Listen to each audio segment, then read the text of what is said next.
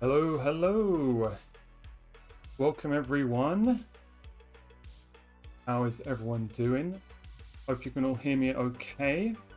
Welcome to the official LaunchBox 12th celebration live stream. How are we all doing this morning, this afternoon, or this evening? Give us a shout if audio sounds weird, and let us know where you're joining from. Lovely to see some very familiar faces here in the chat. I know it's been a while. We haven't done this in a little while now, so it's nice to be back. It's been a whole year since we started this channel because it was spun up for the 11th celebration, which has already been a year. Can you believe it? Time goes very quickly when you're playing lots of games. Oh no, people joining at 1 a.m. Well, thank you very much. We can never do these to suit everyone. Of course, we're all so spread out, but we really appreciate that. Australia, see the US, see from the UK. Fantastic. Well, thank you very much, anyone who is way past their bedtime to stay up with us. We really appreciate it. We don't get to do this very often to celebrate, so we really do enjoy the week that we have here. For anyone who doesn't know me, my name is AstroBob. I am the community manager here at LaunchBox. Some of you may have seen me on last year's celebration. It's been almost a year since I've joined the team, and time has gone very, very quickly, but a fantastic place to be. Really enjoyed building what we're building here with LaunchBox. So really lovely to see so many familiar faces again. We're going to give it a few minutes for folks to join in. So come on in, get comfy, grab a drink, grab a snack. Today's session is probably going to be around sort of probably about 90 minutes, maybe a little bit longer, but it's very freeform. We do have an agenda for things that we want to run through today. We have some fun competitions, we have some fun prizes, we have a big giveaway going on. But of course, this stream is for you guys, so it's very freeform. Please jump in with questions. We can deviate, we can see where it takes us. But as we said, it is LaunchBox's 12th celebration. This has become quite a tradition for the last couple of years. We like to just take a moment to reflect and give back to the wonderful community that helped us get where we are. So from today, which is the 25th of August, through end of the week, the August 31st, we are having our celebration. We'll be having multiple live streams with the LaunchBox team. We will have events going on. So why don't we have a quick look at what's happening? I'm sure everyone is fully aware of this. The biggest thing, of course, is we do have some lovely discounts going on both Windows and Android. Hop over to see the discounts if you're not a lifetime user. Maybe you're looking for an Android license. Do feel free to check those out. We just have some nice stats from the community here in terms of 160k plus games submitted to the database, over 180 platforms. The tastes and the wants of the users in our community is fantastic. Everything from pure nostalgia, retro, all the way back through 80s computers, all the way up to modern day platforms. We have a very diverse community here, and we're very happy to have everyone here. Okay. So in terms of the giveaway that is happening, which is why I'm sure a lot of you are here, we do have our famous giveaway going on this week. Some different prizes this year. We have the newly announced 8BitDo Pro 3 controller, which I hear is a fantastic little bit of kit. I myself am rocking the, I think it's the Elite 3, the recent Bluetooth one. We have the Retroid Pocket 5, which is a fantastic little Android device if you're looking for something to run at LaunchBox on Android. Highly recommend the Retroid Pocket 5. In fact, I didn't plan this, but again, yep, that's what I'm rocking, my Retroid Pocket 5 with Android. There is a mini PC up for grabs. The specifications will depend on the region that the winner is chosen from. But it's a fairly standard spec. In fact, it kind of gives you the details in the price with the Gleam panel. We have some Steam keys going out for a community post that we're doing, and of course, LaunchBox licenses to run throughout the week. So as I said, we're going to get started in a couple of minutes, but feel free to come on in and ask questions as we go through. Of course, the giveaway is happening throughout the week. Just to set expectations, there is a code that you can use. So you can choose which item you would like to win. You can hit continue. You will have to then sign in, and there will be an option for a secret code. The secret code will be revealed a little bit later on in the stream, so please bear with us. But if it's not today, there are other streams both on Wednesday and Friday where there will be secret codes, so don't worry. And of course, there are other ways that you can enter the giveaway Gleam. If anyone's used it, you just have to do a few tasks, you get a few entries. Of course, the secret code gives you a bunch of entries, but it's not necessary to be entered into the prize draw. But if anyone has any questions on that, let us know. Like I said, that will be revealed a little bit later on in the stream. Okay. So in terms of what's happening throughout the week, of course, we are here today with our very first live stream. Throughout the week, we are looking at building a game discovery playlist. We'll have a look at that in a second. We have a stream with Product Manager Farron on Wednesday. And then the two of us together will be doing a little casual stream to close out the week on Friday, a little bit of an AMA. We'll be building some community playlists together, and we'll even be doing a little bit of actually playing games rather than looking at how to organize them.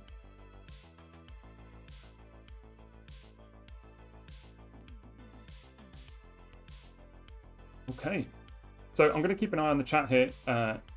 Feel free to drop in any questions, even if it's unrelated to what we're talking about. We can always round back. We can try and get around to things as we go. I will do my best to keep an eye on it, because I can see here we have a Prime sub, Soup/Way. Thank you so much for that. Very kind of you. There we are, yes. Making sure to keep an eye on this as we go through. So let's have a look at, before we get started, just a quick look at today's community playlist that's going on.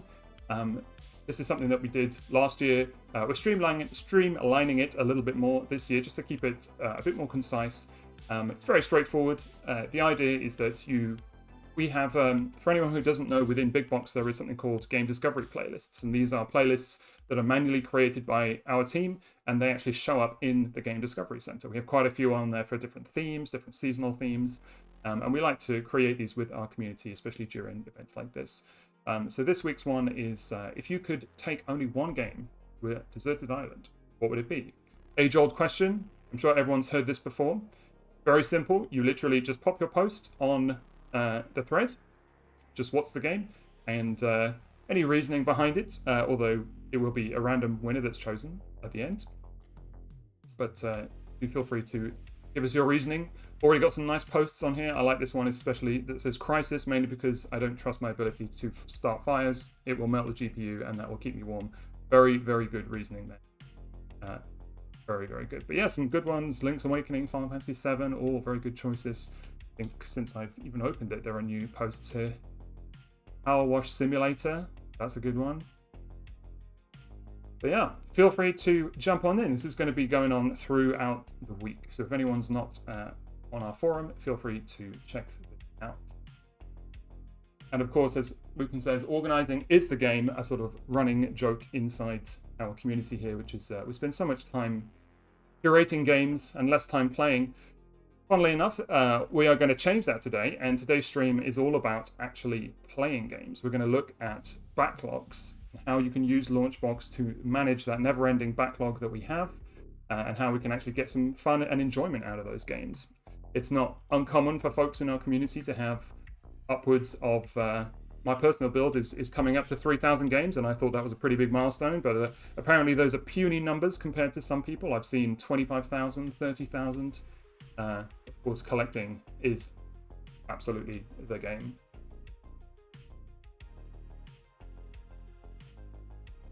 Wow, and thank you everyone for joining from all over. I see people from Brazil, from the US, UK, thank you so much, Australia. At all hours of the day, we are very glad to have you here. Okay, I think we're going to go ahead and get started. If anyone, like I said, has any questions as we go through, please let us know. And thank you all for being here. We have a good number of folks here. Okay, so like I said, question today is all about playing our games rather than actually just curating them. We'll do a little bit of both. Of course, curation is part of the fun, but we want to make sure we actually get some enjoyment out of them. And there have been some new changes in LaunchBox recently that really do help to tackle that never-ending backlog that we have. Definitely let us know in the chat some of your backlog numbers. You know, what's the number of games in your LaunchBox library at the moment? Like I said, mine's coming up to 3,000, which I was very proud of, but please do show off in the chat, and maybe we can give you some tips on how you can get around to actually completing some of those. And yes, we are going to be doing a bit of retro achievements hunting during this stream. Good to see you here. Thank you so much. Big retro achievements player here myself. Anyone who's joined previous streams probably knows this. I do enjoy that sense of achievement, but also just checking games off my list, which is really what we are going to dive into.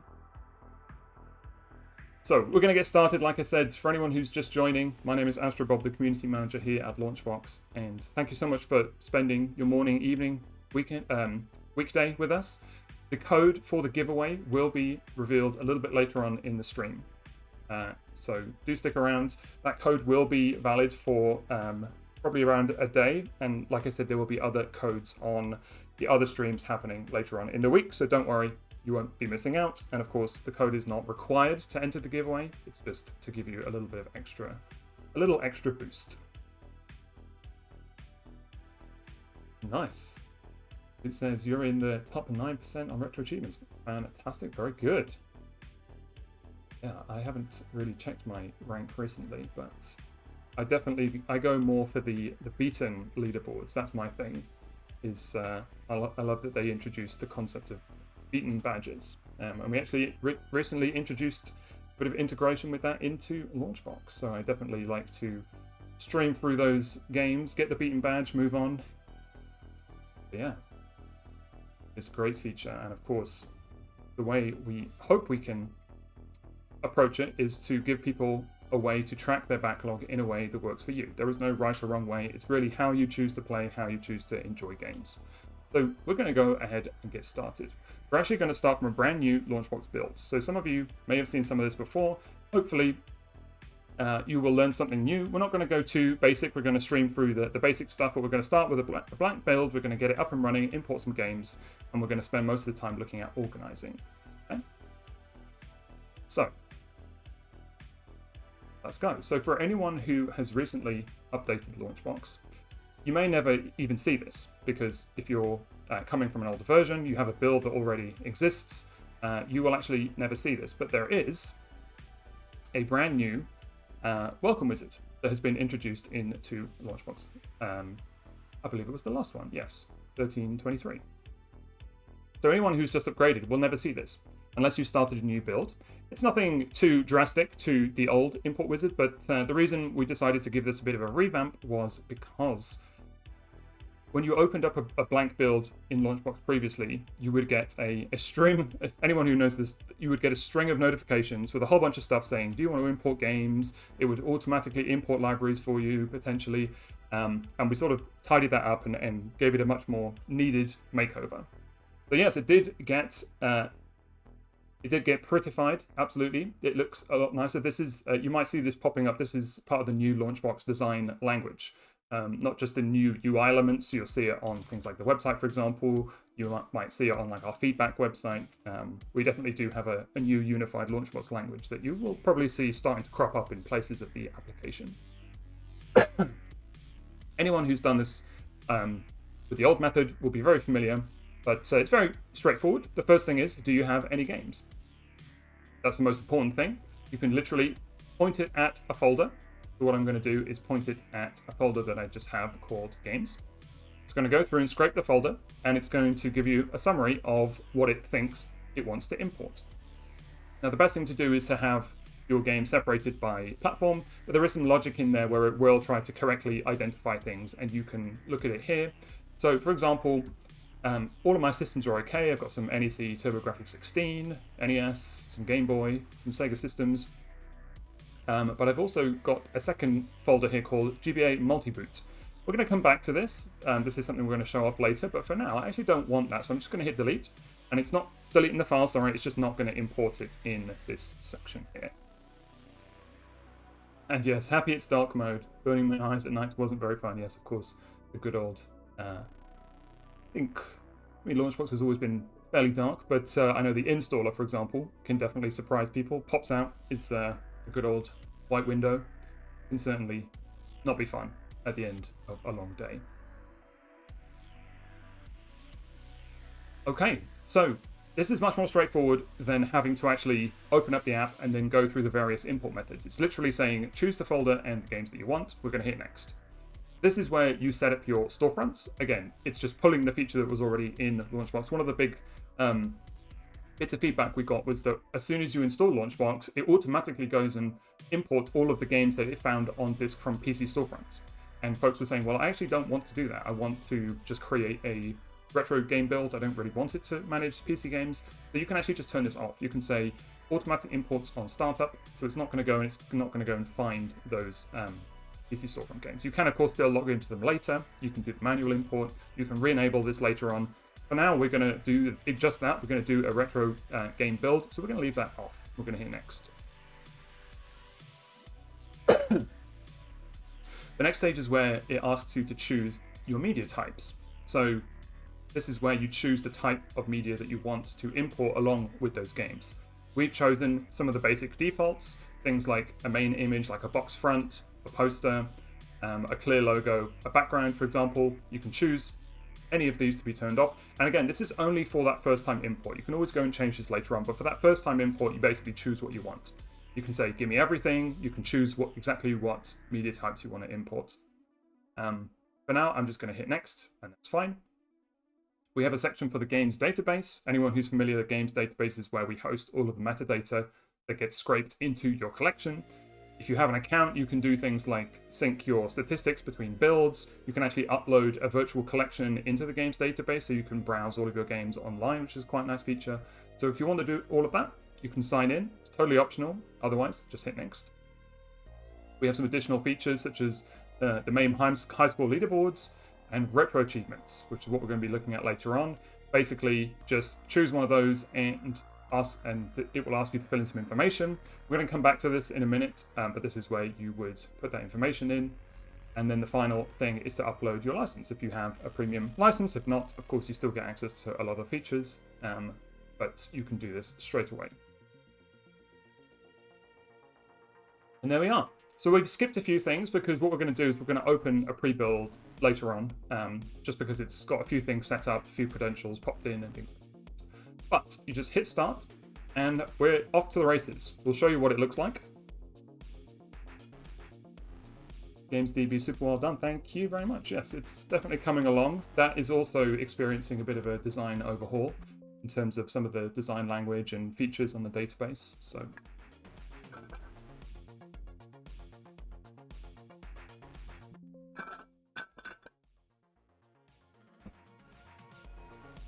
alrighty. So rather than having that ugly stream of notifications, what it's done is it's taken all of the settings that I've done and it's imported that entire folder, which was 105 games. At the top here, it's just downloading that information in the background, such as box art. And straight away, it's all there. It's all up and running. I have two sections now for consoles and handhelds with just a nice little selection of the games that I want to play. Amazing. Thank you so much. That was definitely the intention, to be smoother than it was previously. And again, most people will probably never see it if they're upgrading from older versions, but the idea is that we want to make it a little bit more streamlined for those who are brand new. Maybe you're setting up a secondary build. You can do all of this and you're pretty much off to the races. The final thing that you'll want to do that is not included in the import wizard is to set up your emulators. Now, anyone familiar with that? You can go to Tools, Manage Emulators, and right now I don't have any. If anyone remembers, a couple of months back we introduced the ability to manage what we call plugins. And this is where we have a growing list of emulation integration plugins. So for example, things like RetroArch, Dolphin, Zemu for Xbox, PCSX2 for PS2. And all of these come by default. So it's literally as simple as just double clicking on a game and it will say, we recommend RetroArch as the best way to play this system that you've chosen. Do you want to install it? And yes, I do. I would love to install it. I'm going to hit yes. I'm going to go ahead and get that all downloaded and installed for me.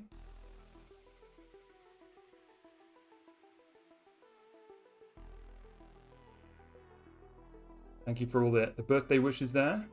Very kind. 12, yes. Definitely getting older every year. Okay, so this has now gone and downloaded RetroArch in the background. If I were to simply double click on this game, there we go. It has actually gone and done all the configuration for me in the background. I have a controller here which is hooked up, and because it's RetroArch, I can actually start automatically playing straight away. No other configuration needed, which is great. So that will cover the majority of the systems that I have in here. Pretty much everything apart from Nintendo GameCube. Everything else is now already pre-configured with RetroArch.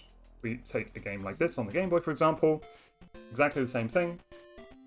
All up and running and pre-configured with my controller. So the final system that we want to set up is GameCube. And that's just because it uses a different emulator than RetroArch. We recommend using Dolphin, and that's what our integration provides. So you can simply double click on the game. Again, it says we recommend using Dolphin. Yep, please go ahead and install it for me. It will do this the first time you try to launch a game where you don't have an emulator configured that we do have support for. So it'll do this for Xbox, it will do this for PS2, and it will also do it for things like Atari Jaguar through Big P Emu. Well, and there we go. It's gone and installed it. Just double click and we're off to the races. And there we are. Straight into Billy Hatcher, if anyone remembers this one. A good old classic. I was a big fan of this one. Got a banging theme tune. A little bit annoying, but very addictive. But yeah, there we go. Sonic Team's hidden gem, Billy Hatcher.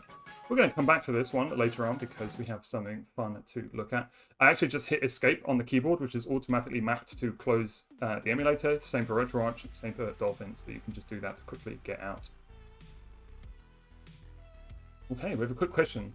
The backend installers for emulators, is it installing the full emulator or just a portable install in the emulators folder? That's a great question. Not 100% sure what you mean by the full install, but it is installing it portably.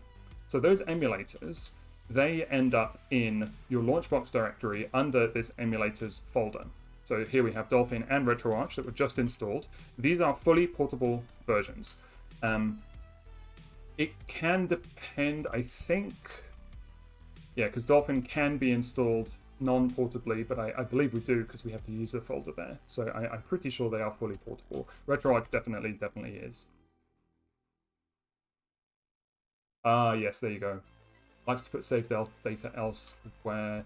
Good question. Maybe Farron can confirm. I think it is portable because the user folder is usually what I think the user folder gets put somewhere else.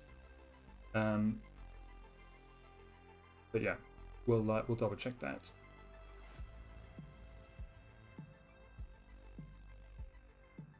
Hey, good question. Thank you very much. Oh, is there portable TXT in there? Probably missed. Ah, yes, there is. Okay, yes. Well, that answers the question. Good spot there. I probably should have looked at it. Yes, of course. For anyone wondering what we're talking about, it means that the emulator of Dolphin, because it contains this text file, it indicates that Dolphin keeps all of the save files within this folder. And the reason that we do that is so that you can then take your entire LaunchBox directory and just move it to another location and everything will come along with it. A lot of Windows applications, they like to spread some of their settings across things like the roaming folder, local folder, but with our emulators, we do try and keep it self-contained. And much like the games directory as well, you can put all your games in there so that they will move with LaunchBox as well. Alrighty, thank you everyone. So what we're going to do, we're going to close this, and much like the Great British Bake Off, if anyone has ever seen that, showing my age and nationality here, we're going to look at one that I prepared earlier. And the only reason we're doing this is just because I've gone through the hassle of configuring a few controllers, setting up, signing into all of my accounts like MU Movies, Retro Achievements, just to spare you all the hassle of having to do that. But it looks exactly the same. Got my license now as well, so I have full access to all of our lovely LaunchBox features. Okay, so where shall we start? We've gone through the new welcome wizard. Nice to see some good feedback on that. We've installed some emulators. And now what we're going to do, before we dive into our backlog, is we're going to make this a little prettier, I think. There are a couple of preferences that you can tweak. What I'm going to do is just change some things that I particularly like about this build, which is I'm going to go to options.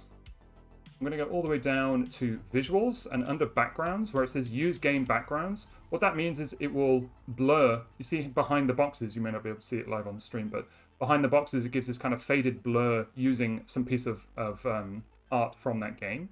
If you turn this off, it actually just makes the screen just the normal kind of grey background. But purely personal choice, I prefer to have this off, so I'm going to do that. The other thing I'm going to do is, these boxes are a little bit small for my liking, so I'm actually going to go to visuals, and under spacing, I'm actually going to get rid of the horizontal and vertical spacing just to make them a little bigger there. And I'm actually going to increase the size just a little bit.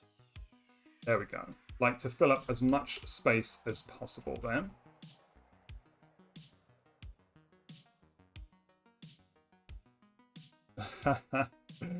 Yes, average game noob. Of course, yes. It came from Blue Peter, didn't it? Yes. You've done one earlier with the cardboard diorama. I love it, yes. That was a constant one in my household.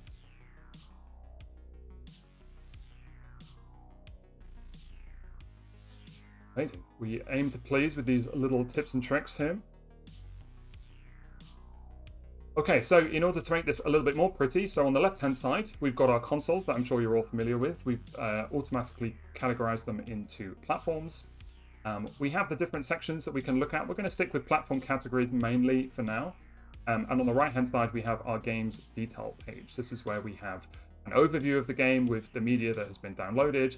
We also have some stats like playtime information and, of course, metadata that's scraped from the game's database. Now, what I want to do is I want to turn on badges. I am a huge fan of badges, and I really love them. So it says show badges, and you'll think, well, nothing's happened. And that's because you actually need to choose which ones you want to enable. Everything from if the game is a favorite, if it's hidden, we have badges for things like achievements. We even have new progress badges, which we're going to do. So we're just going to click on game attributes, and it's going to do the full whammy, and it's going to turn all of them on. And now you'll see these nice little icons have appeared underneath each game, and that's looking quite nice. So what these mean, the yellow dot is basically, it means that the game is, it's not started and it hasn't been played. We'll come back to that one in a second. We have a little trophy icon, which is for achievements. You can also turn on things like various storefronts. If you have PC games, it will show you which storefront they came from, and even things like controller inputs.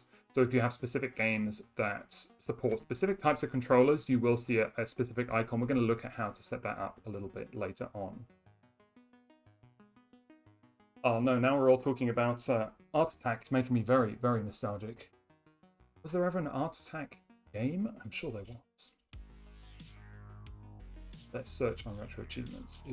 Was there Art Attack? Maybe not. That's a shame.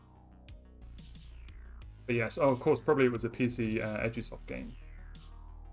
The best type of game, if you ask me.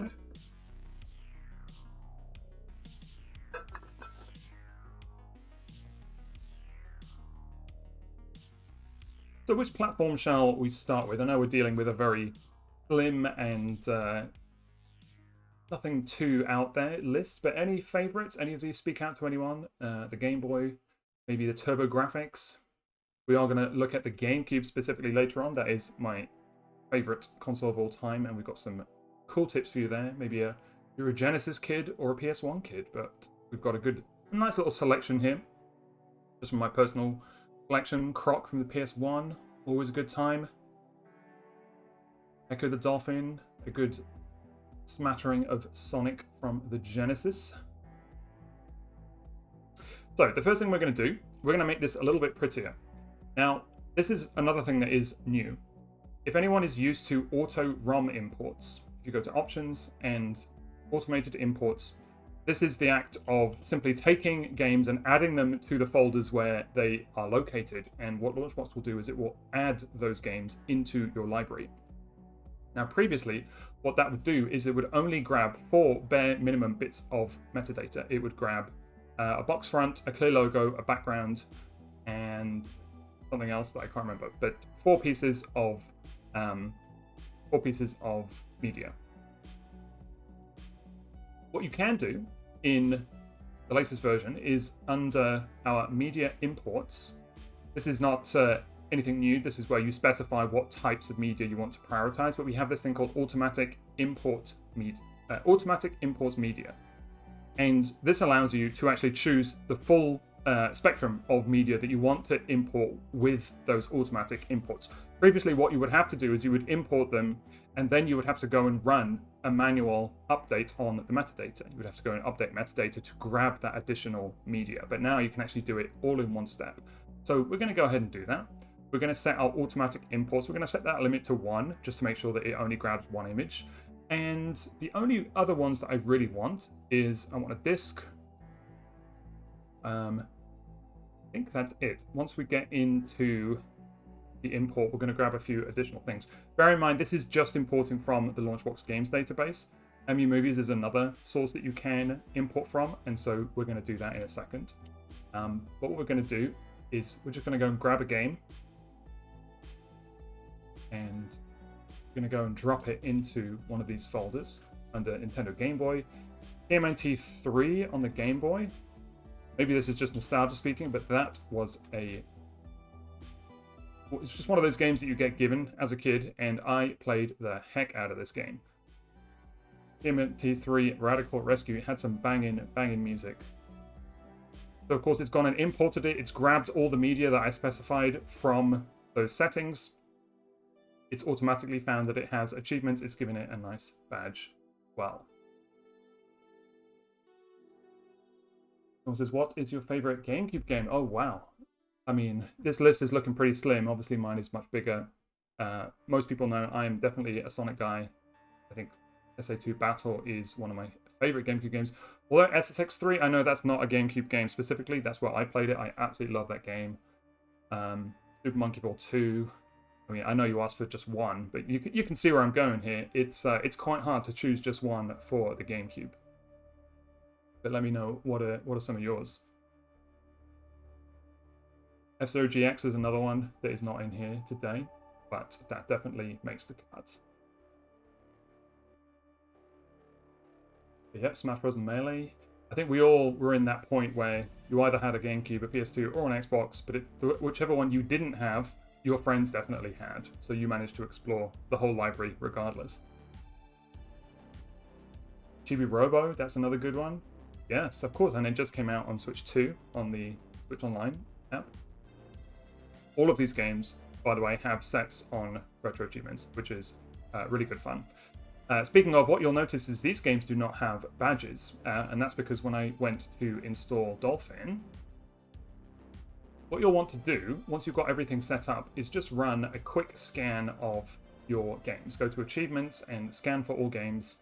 Because I imported these before Dolphin was installed, that's why they're not showing up as having badges. But when this completes, all of my games will have the correct retro achievements hash information, and there we go. They now have badges, all been correctly lined up.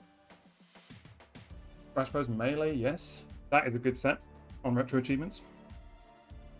Okay, we're getting a little distracted here. We're going to come back to GameCube, I promise, and I could talk about it all day. You can see as I've got my personal GameCube right here behind me that this is one of my favorite systems. So we looked at auto ROM imports. What we want to do is very quickly just grab all of our games. We're going to go to download and download metadata and media. The reason I'm doing this is because I want to grab something from Emu Movies. For those who don't know, Emu Movies is a source where you can grab videos. We do not host videos on the games database. You do need an account. And what I can do from Emu Movies is I can grab videos. So I want to grab just a low quality gameplay video. I also want to grab manuals, which is another cool thing that they host. You can grab music if you want. Those two things are the only ones that I want for now. I'm going to hit next. I'm going to hit do not replace existing media, and I'm going to hit finish. That's going to go and do that in background.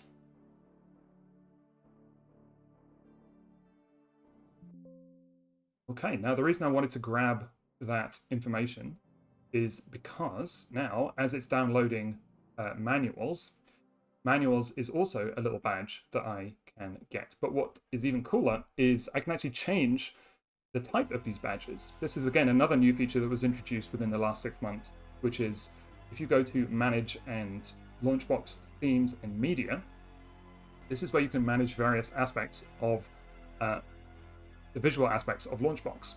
You can filter by the type, so we have things like themes, which are the overall LaunchBox themes. We have platform icons, which are the icons used for platform lists. We even have things like platform clear logos, which show up in LaunchBox and Big Box. And you can see a little preview of these. Just a case of installing and then swapping it out. But what I want to do is go to badges. And right now I'm using the nostalgic platform badges, but I can use the white filled badges. I'm just going to go ahead and hit install. It's going to say that it was installed successfully. This is saying my media has finished. It said it's found one error. That's fine. So I'm going to hit apply badges to just LaunchBox for now. I'm going to hit close. And there we go. You can see how that yellow icon turned into a little white badge. Now we'll have a look at what that means in a second. Okay, so we have our games, we have all of the media. You can see now that in the game's details pane, not only do I have things like videos, I also have box art. We can do the good old spin the box, which now has a back and a front. The favorite pastime of LaunchBox, which is spin the box. I mean, we could just spend the rest of the stream doing this. If you have a box spine, it will even apply it here. I think I did not choose to download that. There we go. So now that we've got all the games and the media, in terms of curating this nice little backlog, the next thing we want to do is start creating some playlists. And so what we're going to do, we're going to create some very basic ones. If you right-click on platform categories, you just go to add and do new playlist. This is a quick way that you can add a new playlist to your library. Now, platform categories is not just used for platforms. It is a view where you can actually input your own categories and playlists. I personally like to use it to almost have like a dashboard of everything. You can have some you can mix and match. You can have playlists, you can have entire platforms, you can have subcategories that you've created. You can really do whatever you want. So we're going to right click and we're going to go to new playlist. And I'm just going to do one called favorites. I'm going to auto populate it and say if favorite is true, then put it in this playlist, and I want it to appear in the root. This is quite important because it means that the playlist is now going to appear in my platform categories view. It added a little icon to it, and it also even has its own playlist logo, and that's part of the media packs that we were talking about. Certain playlists will come with this media already. Of course, you can insert your own as well. The other one I want to do is recently played. So I'm just going to go new playlist. I'm going to call it recently played. In this one, I'm going to sort by last played. Makes more sense. I'm going to turn the last played. I'm going to say last played is within the last 30 days. And again, I'm going to stick it in the root of my platform categories. And there we go. That has showed up with a nice little icon. And it's showing me games that I have recently played within the last 30 days. Right. Welcome everyone who's just coming in. Get comfy. We're looking at backlogs today in LaunchBox and how to curate and manage them. Come on in. Feel free to ask us some questions. For anyone joining as well, we will be giving the code to the giveaway a little bit later on in the stream. It hasn't come out yet, so don't worry, you haven't missed anything.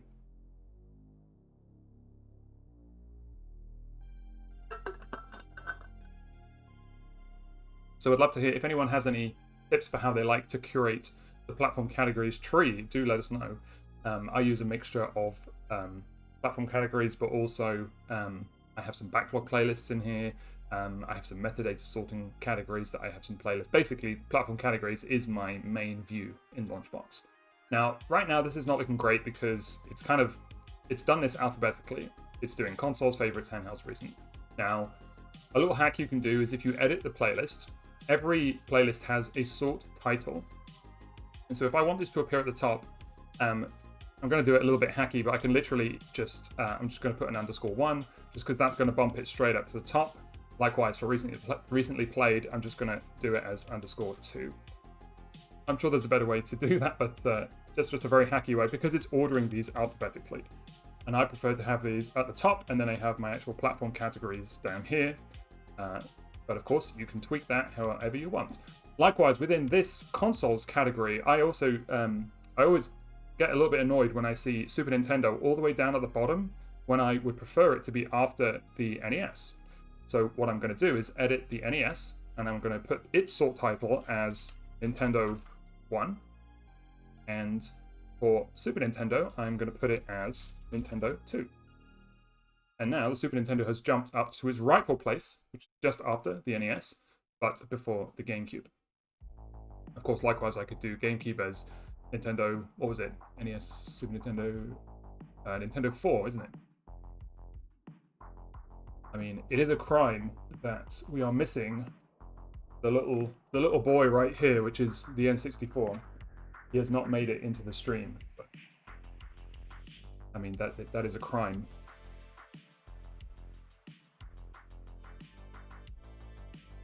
So it says, are the playlist icons like the recently added ones that you used from a downloaded pack? So the recently added and favorites, they actually come with the default nostalgia playlist icons pack.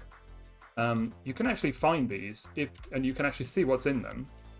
If you dive into LaunchBox and you go into images and under media packs, this is where all those media packs live. So you could go into, what was it? Playlist icons. Yeah, so platform icons, nostalgia, platform icons, that's the pack that gets downloaded by default. And if I go into playlists, these are all the packs that come with it. And the reason we supply these is because when you do things like auto-generate child playlists, it comes with all of the icons. So I think recently played is one of those icons that is included here. So that's where it lives. Now, what I was saying about child playlists, people probably know this, but if you right-click on a platform, you can go to what I want to auto-generate child playlists. This lets you automatically create playlists for a platform based on some criteria like the genre, its play mode, if you have favorites, for example. I'm just going to go ahead and hit OK.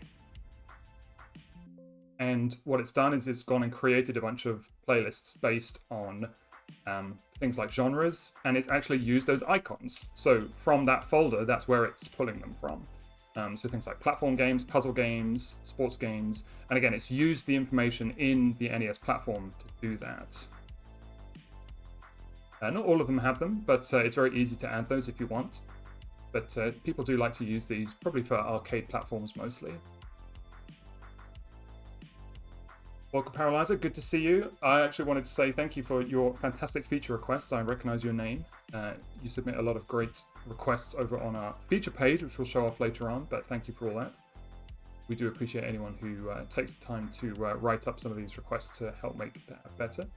You said, I like sorting mine by Nintendo console release date. Yes, exactly. So if you sort them by the release date rather than just numbers, then it will sort alphabetically. Any ones you add in the future, you don't have to then go and change that numbering later on. That's a really nice way of doing it.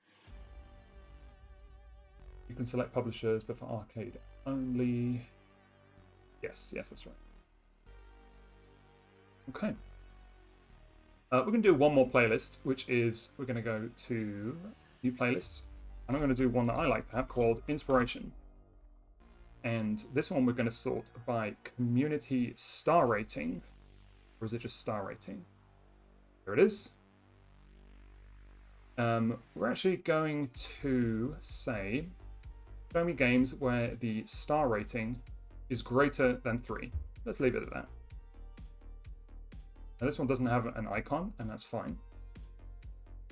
But now this is ordering games by the community star ratings. So in my library, the top at 4.7 is Chrono Trigger, followed closely by FF7, Resident Evil 2, Donkey Kong Country. You can, of course, add your own star ratings. So if you said, hey, I don't think Chrono Trigger is that good, I want to put it at a 3. It's actually going to use that and then overwrite it. So now it's dropped out of that list. Of course, I don't think Chrono Trigger is a 3. Apologies if I just greatly offended anyone. But let's see. What's down at the bottom that we think should be bumped up? I mean, Pokemon Box, a 3.1. What else do we have? I love Magical Drop, actually, as a series. That's really fun. I think that should be on the 3. Choo Choo Rocket. I mean, that is criminal that that is that low. That is at least a 4. We're going to put that there. Of course, now it correctly puts itself somewhere. Got it. There it is. Yes, in the 4+ section. Yes, correctly is a very subjective term. Okay, so now this is looking good. We are finally ready. I mean, 50 minutes in, we are finally ready to start looking at backlogs and progress. This is something I'm really excited to show off. I'm hugely a big fan of this feature when it came out, and that is the game progress tracking in LaunchBox. So you may remember from the past, we used to only have a little checkbox called completed. It was a way that you could just check off games that you've completed, except completed, talking of subjective terms, completed is subjective depending on how you prefer to track your games. Does it mean I've beaten the main story? Does it mean that I've gotten to a point where I've done everything that I want to? Does it mean that I have 100%ed literally everything in the entire game? That was what we set out to solve. And our solution to it was to actually turn it into more of a group and a status. You go into options under game progress organization. We now have these 3 categories called not started, active, and done. And within those, we have a bunch of values that you can assign to the game. They're pretty self-explanatory, but for example, if it's unplayed, if you want to play it, or if you never will play it, because let's be honest, 25,000 games in a library, I'm pretty sure there's a huge chunk of those that you will never play. But you never know. In terms of active, we have things like in progress, paused, we'll come back to that. Continuous, we intend that to be for things like live service games that never really have an end. And then, of course, we have beaten, completed, mastered, and dropped. You might think, well, what's the difference between all of these 3? We actually based this off the Retro Achievements way of tracking completion, and that's because there's some really nice automation that ties in with this. So, what you can do in the game's details page, you can actually go through and simply start tagging some of these games. So like Billy Hatcher, for example, I can mark it as my favorite. It's going to now appear in my favorites playlist because it is one of my favorites. Cool Spot, another fantastic licensed game, that's a favorite. Rock is also a favorite, but you also have the option to change its progress status. So let's say, for example, what's a game that I have actually beaten? I have beaten FF Tactics. I can actually change this, and I'm just going to change it to done beaten, right?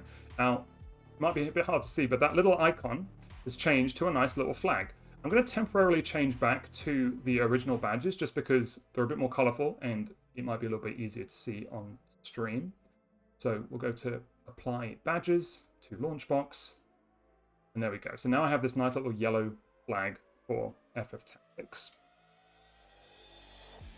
We keep going down. For example, let's find a terrible game. I mean, they're all pretty good. I'm probably never going to play Magical Quest starring Mickey Minnie. I hear it's good, but I'm going to put that as things like won't play. It gives it its own nice little icon. What's another? I don't think we have any continuous games here. Maybe Pokemon Box. We're going to leave that as won't play. I would love to play Silent Hill. I've actually never played it. I'm not a big horror guy, but I hear it's very good. We're going to change that to want to play. You can, of course, do this in bulk if you box like a bunch of games. So, like, I know I've beaten all of these Sonic games. I'm going to edit metadata. And I'm going to update my progress. I'm going to put these as... I'm going to put them as beaten. Okay, now you might think, well, this is quite manual, and you'd be absolutely right. What I want is I want the ability to automate this progress tracking. But first, before we do that, if we go to platform categories and we change the view to progress, we now have these nice little drop downs that show those progress values. So things that are, most of them that are unplayed, we have games that we want to play, we'll never play these games. You have in progress, beaten, completed, etc. One thing I would highly suggest doing here is if you go to tools and options and all the way under views, where is it?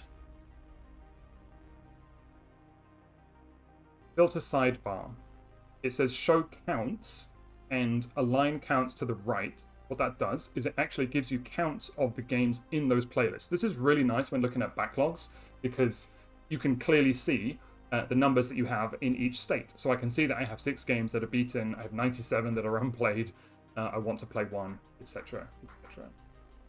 I'm going to pause just for 1 second to quick look at the questions.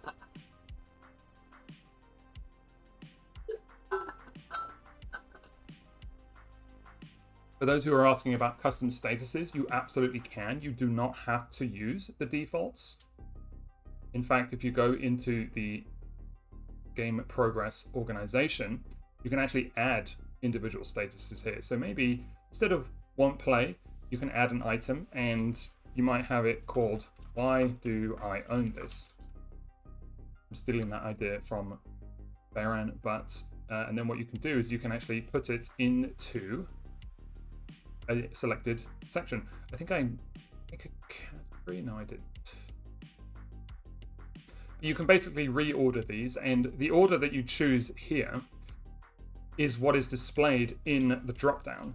So the idea is that a game progresses through these states. I think I need to give it a category. That's why. I should call this. Let's do that again. Let's add. We want to call it not started. Flash. Why do this? There we go. So again, it's just another value that you can use. You can actually remove a lot of these values if you don't use them as well. But this is fully customizable. Now, the reason we have these values is because of the game progress automation. This is where it really starts to kick in. We're not going to go through all of these because they're pretty self-explanatory, but the main ones that are pretty powerful is that as you earn achievements in games or time spent in games, it will go and change these statuses for you. So for example, it says games that have a playtime greater than 30 minutes, it will go and change it to in progress. You can tweak that value to whatever you want. Or if you've earned achievements from any source, like Steam or Retro Achievements, it will go and change it to in progress. One that was recently added in last week's update was the ability to change games from in progress to paused after a certain amount of time. So for example, if a game is inactive for 30 days, it will automatically change it to paused. And of course, you can change these values to your custom values. So maybe it's been inactive for 30 days, you could change that value to, why do I own this, for example? It really is up to you how you configure this. But let's actually look at an example of what that looks like. I have a game in here that I really like called Nightmare in Dreamland on the GBA. And you can see, because of the new Retro Achievements integration, it's automatically logged me in to Retro Achievements in RetroArch. Previously, you would actually have to go and sign in yourself. It was only for configuring badges and LaunchBox, but now it actually goes and does the setup for you in the emulators themselves. So, I picked this game because it's very straightforward for me to go and grab some achievements. It gives you a whole bunch simply for inhaling an enemy, and there we go. You get an achievement for every hour that you inhale for the first time. So we'll go and get another one. This one's going to give me an achievement. There we go. And we'll do one more. Spark was always a good ability. Ow. And then take fire. And there we go. One more. And there we are. So I'm going to exit out of RetroArch. Now, instantly, you can see that the game badge has updated to show that it's in progress, and that's because I earned some achievements in game. What you'll also see is if I click into my in progress view, Now the game is showing up here rather than in the unplayed section, right? So that is pretty cool. It's automatically, see, it's updated the count as well. If I was to go and master that game and get all of its achievements, so you can have a look at the achievements here. If I expand this section, if you click on any of these, it takes you off to the Retro Achievements website. No. Old. Because I'm using Chrome. Well, there we go. It has gone and updated my progress status. So that is in real time after what it's doing is it's basically looking at the achievements that are unlocked in this list and it's using it to update that game. Likewise, if I was to change the rule that said set the game to paused after 1 day, for example, if you really want to be strict with your backlog, it will manage those statuses for you. So if anyone has any questions on that, full achievements puts it as completed. Yes, you will want to be familiar with the way that Retro Achievements categorizes games. They have this concept called beaten, which is when you complete all of the what they note as progression achievements. So once you've done that, the game is marked as beaten. That means that LaunchBox will change the state from in progress to beaten. Completed is used to show when you've unlocked every single achievement on that set.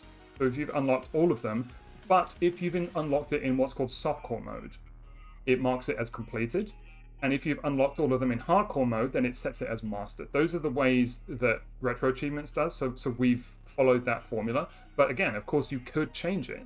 You could, for example, go into, I know a lot of people, they may not want to play in softcore mode. They only care about hardcore and they don't really consider mastered as this term that they use. So what you could do is you could go to the automation. You could say games that have been beaten with Retro Achievements and softcore, you could literally clear that out and it wouldn't do anything. And then you could say games that you've beaten in hardcore, I actually want to change that to completed, for example. I prefer to use that value. It's really up to you how you want it to track your games. We've simply given you the defaults based on how Retro Achievements does it, but it really is up to you how you want to do that. Good to see your average game noob. You said, can you set hardcore mode and normal mode for the achievement defaults? I'm not 100% sure what you mean by that, but let me know.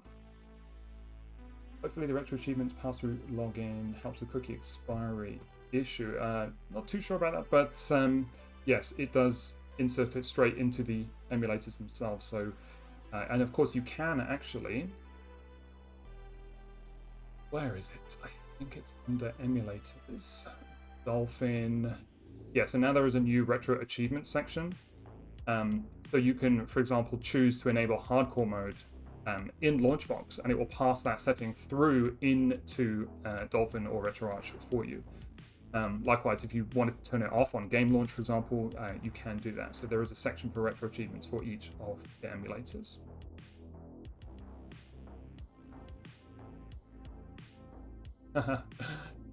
I forgot to, Karen has pointed out, I should have added a category under not started. Instead of why do I own this, I should have one called not started why ... Secret code has not been sent out just yet, just a little bit longer, but you haven't missed it yet, so it hasn't come out, and it will be on screen for the rest of the stream and valid for the rest of the day as well. But we're getting there. We're getting there. We have just a few more things to do, and then we're going to actually put the code out before we end with some more sort of light-hearted Q&A and a bit more free-form questions. So, we're at the point now where we have a really nice way to manage this backlog. We have some cool badges that show the status. We have some automation that is updating those statuses based on various rules and conditions. We're hooked in with Retro Achievements so that we can earn and look at the vast number of sets that are supported. We can see that within LaunchBox. It's all looking real nice. But we did promise to come back to the good old GameCube. So we're going to have a look at some cool little tricks that we can do with the GameCube.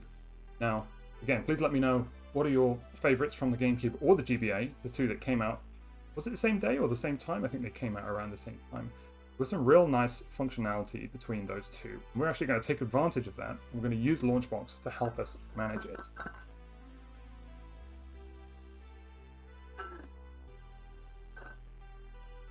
Onion Knight says, does it work for most of the emulators that support retro achievements or just RetroArch and Dolphin? It's any of the emulators that we have plugins for that support retro achievements. So right now that would be Dolphin, RetroArch, and it would be PCSX2. I don't think there are any others that we support that do have RA integration. BigPemu doesn't, MAME doesn't, ScumVM doesn't, Zimio doesn't either. So yeah, it'll just be those three for now. RetroArch, PCSX2, and Dolphin.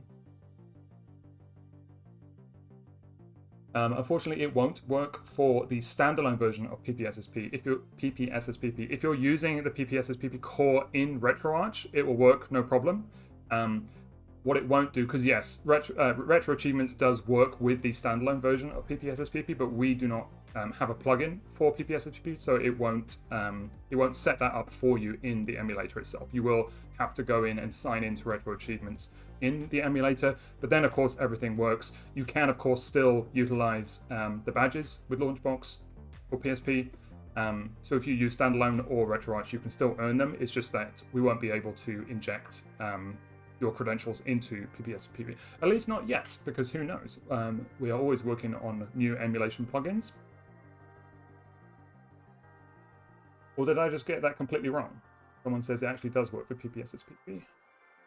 Someone's going to have to correct me on that if I did just make a boo-boo. Pretty sure it doesn't, because I think it needs the plugin. I don't think we can pass that information off to the emulator otherwise, but do correct me if I'm wrong.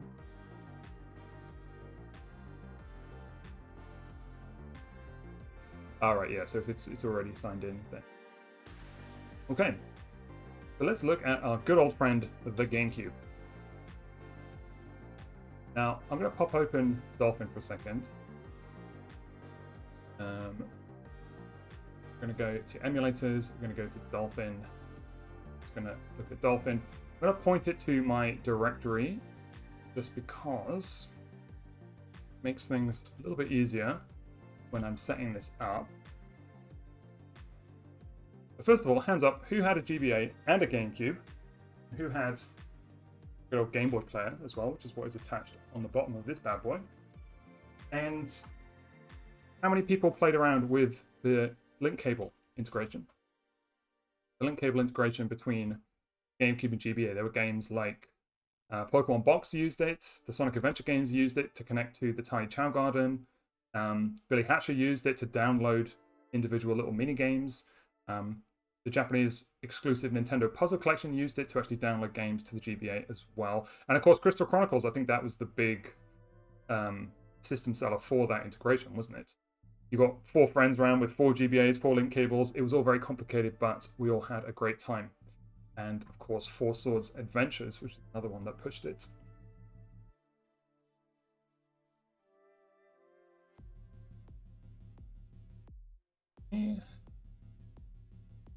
Okay, so you might be thinking, well, why am I telling you this? Now, some of you may know this, but we can actually relive those glory days of hooking up a GBA to a GameCube, and we're going to do that.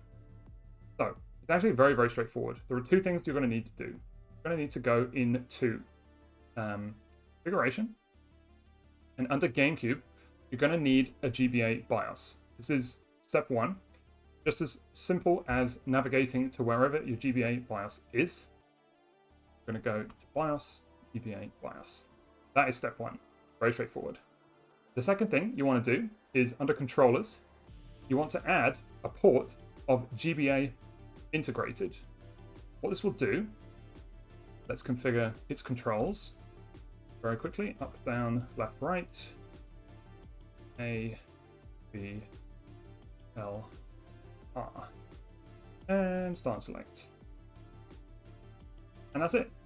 Very, very straightforward, because what's going to happen now is if I quit out Edge, Oh, not want Google data. Doesn't want me to get out. Go away. Right. I'm going to pop open this game. And now we have our little simulated Game Boy Advance. Of course, it hasn't done anything just yet because it's simply turned on. Let's make this a little bit bigger. Now we have our GameCube game playing in one window and our simulated Game Boy Advance hooked up in the other window. It's very cool. And yes, it was rare. If I think I had one cable, and I didn't really have any games apart from the Tiny Chow Garden to actually do something with it. So now we can relive these glory days. And exactly, you can use it to play through Four Swords Adventures. You must have read my mind, because maybe we'll do that a little bit later on. But, well, this game, so this is Nintendo's Puzzle Challenge. It was a Japan exclusive game. And this was pretty straightforward in that it lets you download little mini games to the GBA. So you go here, you basically say, do I want to play a mini version of Dr. Mario, Yoshi's Cookie, or Panel de Pon? And this game has an exclusive Panel de Pon that never came out outside of this game. So I'm going to choose it, and you'll see how the Game Boy Advance has picked it up straight away. It's automatically downloading it over to the GBA. And once that's finished, I can then actually play the mini Panel de Pon on my little simulated Game Boy Advance. And there we are. Got two sets of audio running at the moment, so just bear with that. There we go. This is exactly what I remember. I'm a huge Panel de Pon fan. Love this game.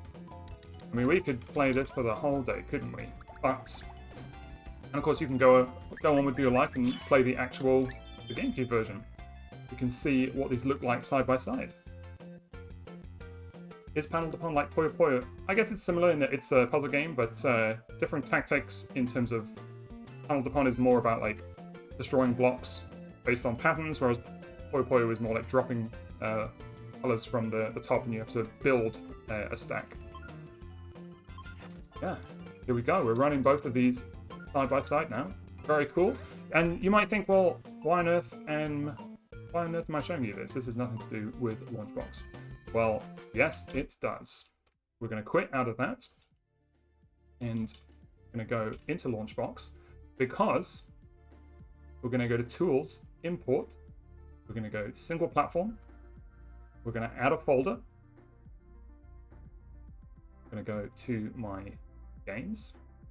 Remember that platform that I said we'd come back to, which is GBA Multi-Boot? Well, that's exactly what this is. This is actual dumps of those games that you download straight from the GameCube. So these are not retail games, but they're called multi-boot games. We're going to put them in the Nintendo Game Boy Advance platform, but we're going to give it its own platform. We're going to call it Multi-Boot, and it's going to say scrape as Game Boy Advance. That's what I want. Use an emulator. Let's use RetroArch. I'm going to use MGBA as the core, my favorite one. I'm going to copy the files. Some of these are in the database, but not all of them, and that's fine. We're going to go and finish.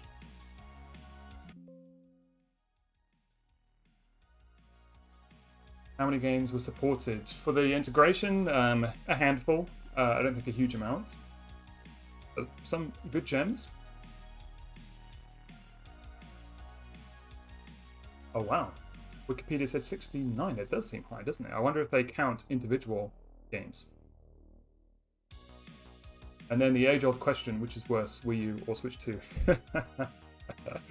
Talk about subjective. That's what we were just talking about. So I now have a new platform for these little Game Boy Advance games. Now, none of them have box art, not all of these are in the database, but the one that I just downloaded, which is Panel de Pon, is now here in LaunchBox. And there we are. Now we're actually playing this on full screen as its own individual game. Great. Play some more Panel de Pon if we really want. The one I'm after, though, is some of these even have their own achievement sets. So Knight's Score Attack. If anyone played Billy Hatcher, this was a game where you could download this game to the GBA itself. And this game actually has its own achievement set on Retro Achievements, which is very, very cool. Again, it's just a tiny little game because, remember, they're downloading these games into the GBA's RAM. And so it had to be able to store the game in its RAM. And of course, when you turned it off, it would disappear. So you would have to go and re-download it again. But endless amounts of fun. And there we go. That's looking pretty good. Now, the reason I show you this is you can choose how you want to manage these games in the backlog. You could say, I want to see them as individual games, or you could put them as one. So we'll look at another example, which is, if anyone played Crash Bandicoot: The Wrath of Cortex, a multi-platform game, but on GameCube, you could download a little mini game of this game onto the GBA.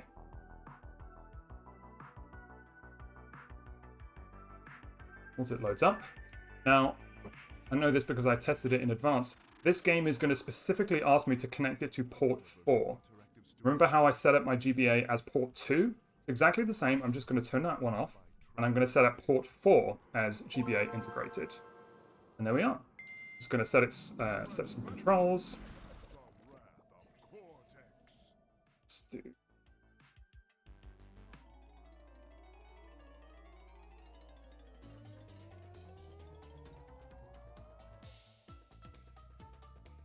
Okay. So make this a little bit bigger. We've got our port 4 Game Boy Advance hooked up. We're going to go to play Crash Blast. You can do it from the main menu. Play Crash Blast. Load it up. It's going to say put it into port 4 and then hit A. And there we are. It's picked it up and it's going to download that game to our little virtual GBA. There is something quite special about, you can have the game and play it through RetroArch, but there is something special about launching it directly from the GameCube. Of course, it is completely pointless and you don't need to do it at all, but we do it. We do it because we can. Because why else would we? And this was a very fun little game. You could literally, it was just a little target game, just shoot some enemies. Don't shoot your friends, is what it says.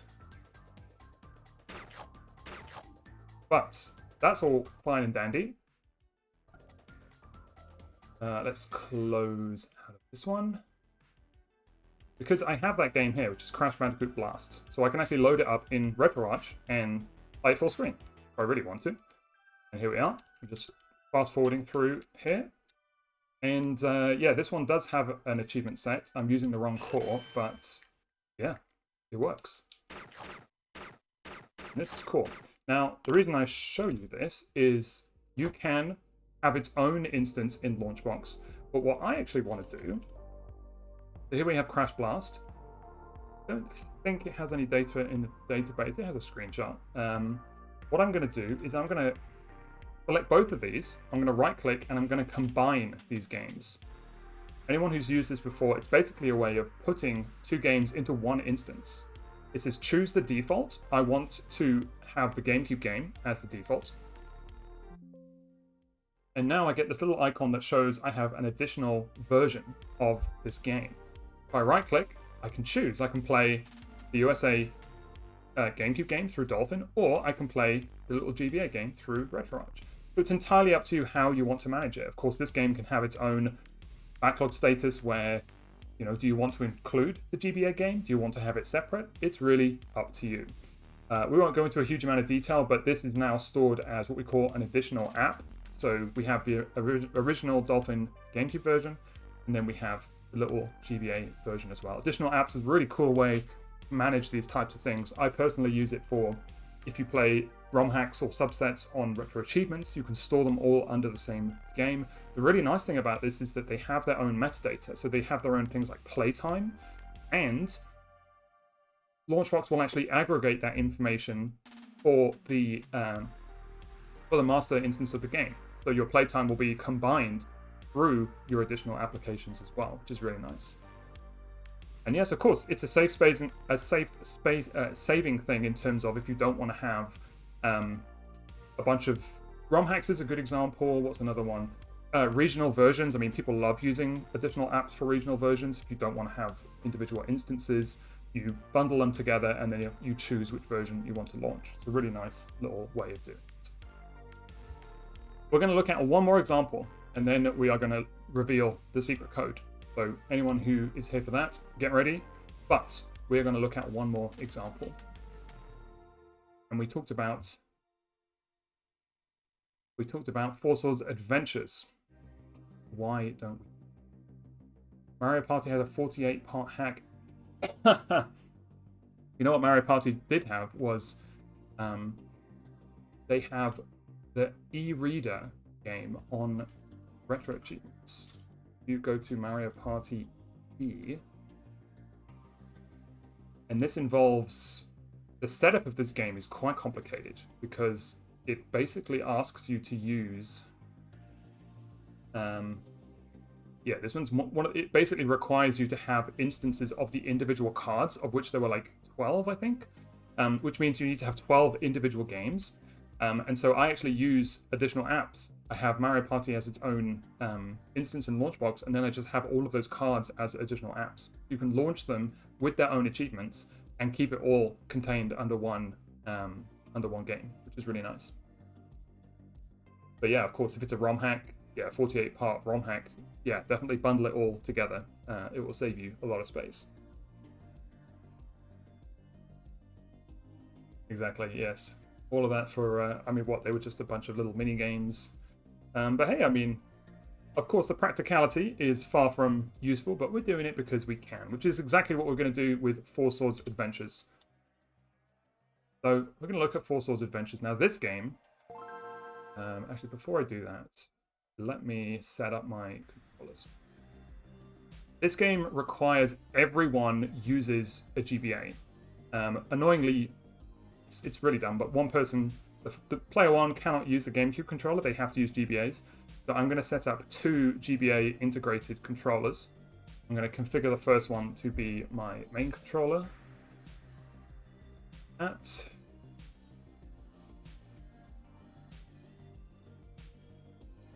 I misspoke. It's my Ultimate 2 controller. The Ultimate 3 is a thing.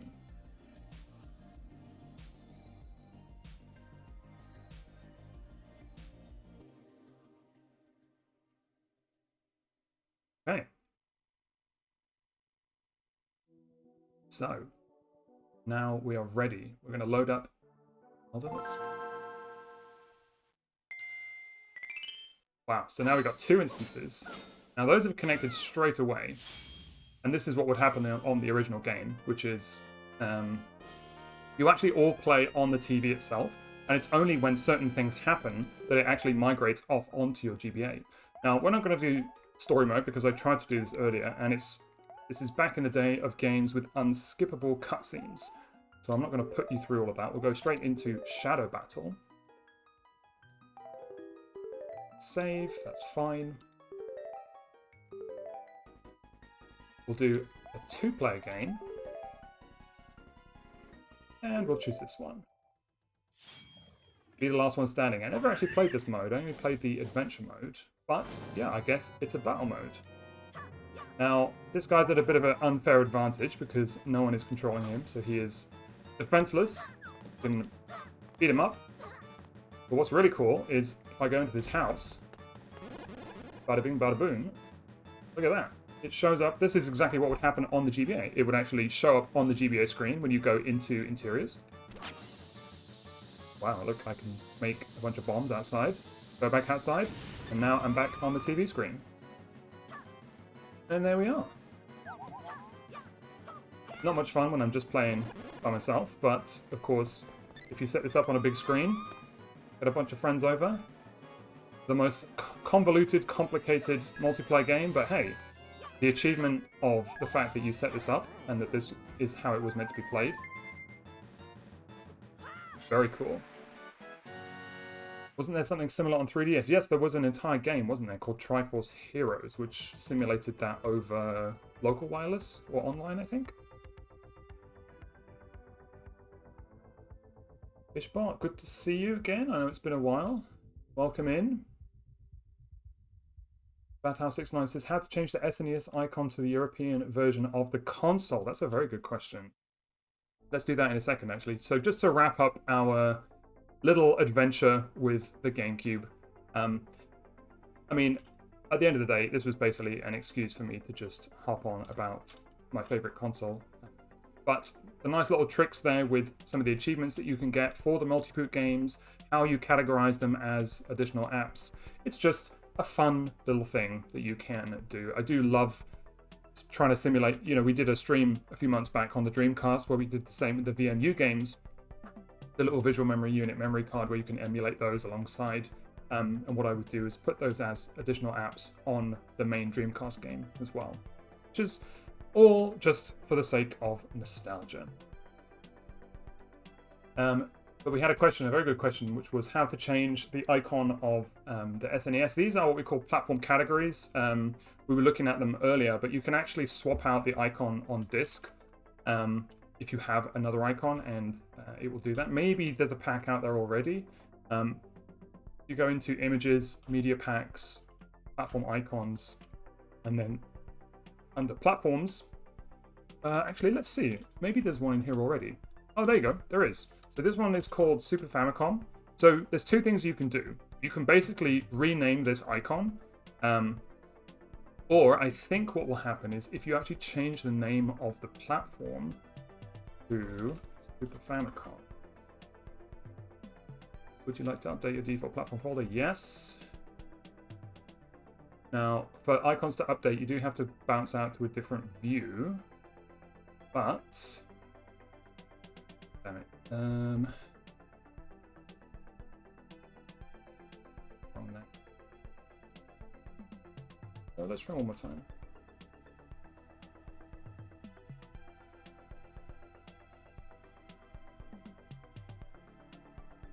Yeah, the problem is when you shouldn't really change. Oh, there we go. So the icon is basically looking at the name of the playlist or the platform. So what you could do is, I actually wouldn't recommend doing what I just did. The easier thing would be to actually just delete this icon and then change the name of this one to Super Nintendo. Because the playlist is basically looking for the name of that icon, but that's how you can change these out. I also wouldn't recommend changing the default icon folder. I'd actually suggest creating a new one and then using that. So what you can do, instead of updating Nostalgic, just make a copy of it, call it something, whatever you want, and then when you go to manage themes, under badges, I have to remember how to do this. I think you can add your custom one somewhere. Maybe I botched that up, but anyway, good question. Good question. I grew up with the Super Famicom, so also prefer that icon. Never a fan of the purple. Always loved the bit multicolored one. Okay, so I think it's time. You've all waited long enough. We are going to reveal the code, and then we're going to look through questions. We're going to show you a few other things for anyone who wants to stick around. But to give everyone an overview of how this works, you can go to our celebration day. You can go to our giveaway, and once you've signed in, or once you've chosen the prize that you want, there will then be an option to put in the secret code. The secret code will appear on screen in 3, 2, 1, whoop, and there it is. I won't tell you where it is. Hopefully you can see it. Bonus points to anyone who can actually tell what that code is from. It has a meaning. Let us know in the chat if you do. Unfortunately, you don't win anything else if you know, but you win ultimate respect points. And of course, please let me know if it does not work for anyone. We have tested it. It should work. But feel free to grab it, pop it in, and good luck to everyone in the competition. And yes, you're absolutely right. It is the Metroid Easter egg. And it's accepted. Great. Thank you for that.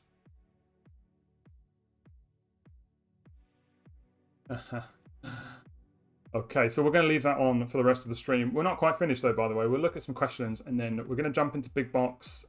We might look at a few other things as well, but this is the part where we go off script. So feel free.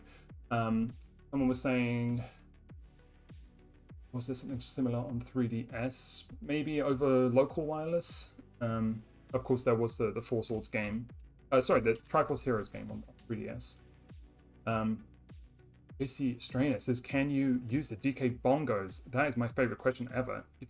Anyone who's joined my previous streams knows I'm a huge fan of the DK bongos. We'll show you something fun, actually. You certainly can use the DK bongos. I'm not sure. How would you hook them up? You'd need a GameCube to USB adapter in order to connect them to PC. And then Dolphin, I think you would be able to recognize its inputs. So as long as you map it in-game. You even have a controller option for DK bongos. So you basically confirm the buttons that you want. You can simulate them with a controller. But what I like doing is, I don't actually have any bongo games in here, but let's pretend, I mean, what game would be fun to play with bongos? Maybe Soul Calibur. If you go to controller support and manage game controllers, you can actually add a controller called DK bongos. We're going to set its category as rhythm and its associated platforms as GameCube. Hit OK. And now I can say Soul Calibur 2. It partially supports the bongos. And what's very cool is it now got a nice little drum icon next to the game. So you could make a playlist within the GameCube platform, for example, and you could say, show me games where the platform is GameCube and the controller partially supports the DK bongos. Bongo Mania, we'll call it. And there we are. That's under the GameCube specifically, and Bongo Mania. I mean, who doesn't want to play Soul Calibur 2 with the bongos? Probably the biggest regret of my life is that I did sell my DK bongos. So sadly, I do not pair anymore. Yes, probably works with USB multi-tap.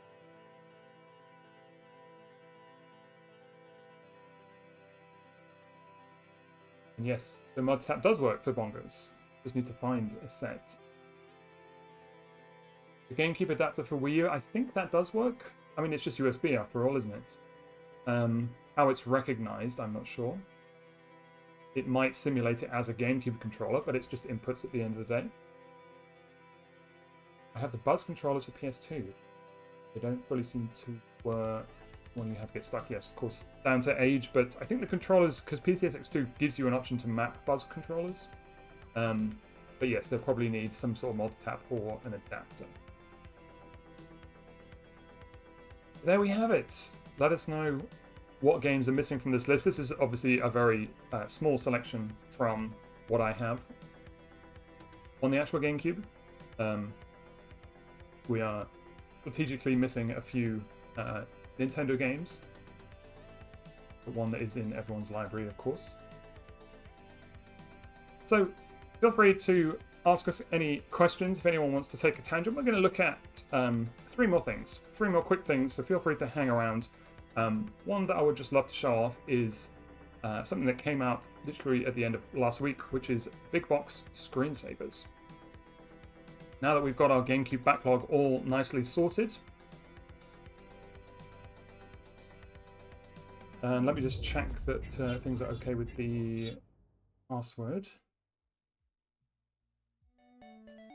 Darren saying, and everyone can see the code on stream, right? Tell me if there's any issues with that. It should be not obscured. But yeah, it worked, did it? Oh, okay, okay. Yeah, so what's on screen in the top, I'll tell you where it is that is the code itself. The LaunchBox Celebration, that is not part of the code. It's purely just the password. It's right above Pikachu right now, if you see, and that is what you need to put in.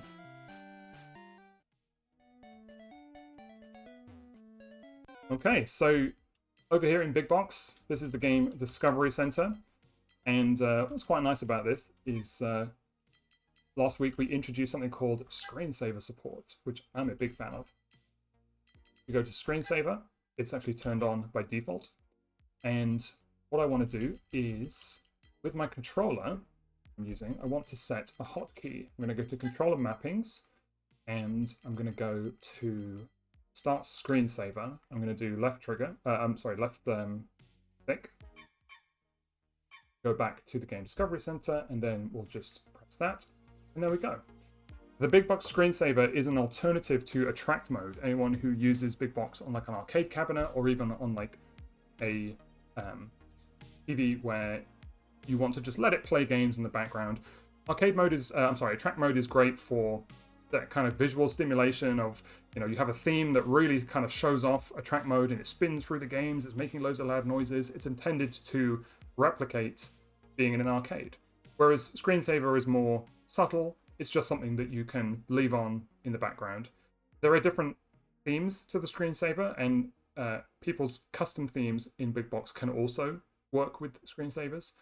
But what it will do is it will just show you games that you have. It will show things like the star rating. It even says at the bottom if it has achievements that are supported. And of course, you can actually press A on my controller to dive straight into that game. So this is a real nice way that I can start clearing out that backlog. You'll see how it shows the progress status in the top right, which is new as well. So really just a way that I can pick some random games. Of course, I can go into platform categories, and that's where I can start looking at my playlists, things like my favorites that I created, I recently played, my consoles, etc. But yeah, the screensaver is just a nice way to kind of sit back and relax in the nostalgia. Does LaunchBox support karaoke yet?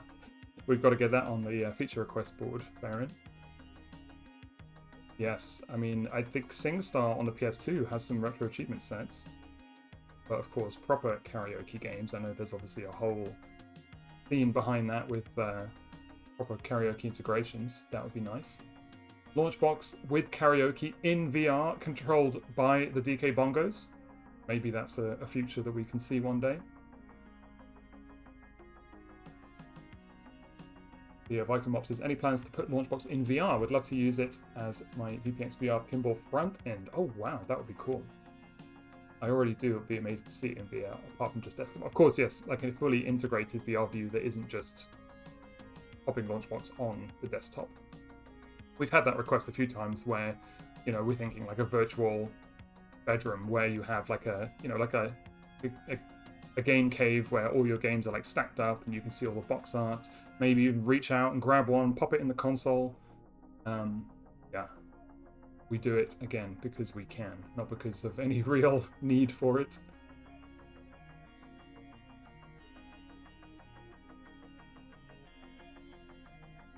Super Slashwave says, with Crash, WOC session combiner, can you use saves as a different session before starting? Not that it matter.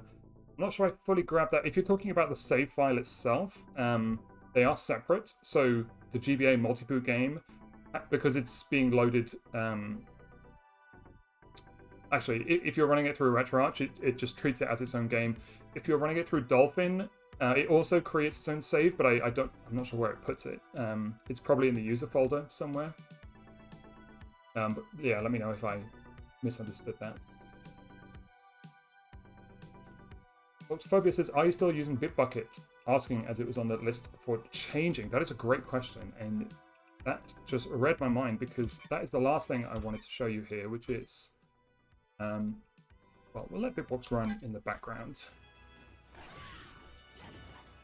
For anyone who doesn't know, Bitbucket is a service that we used to use for tracking bugs.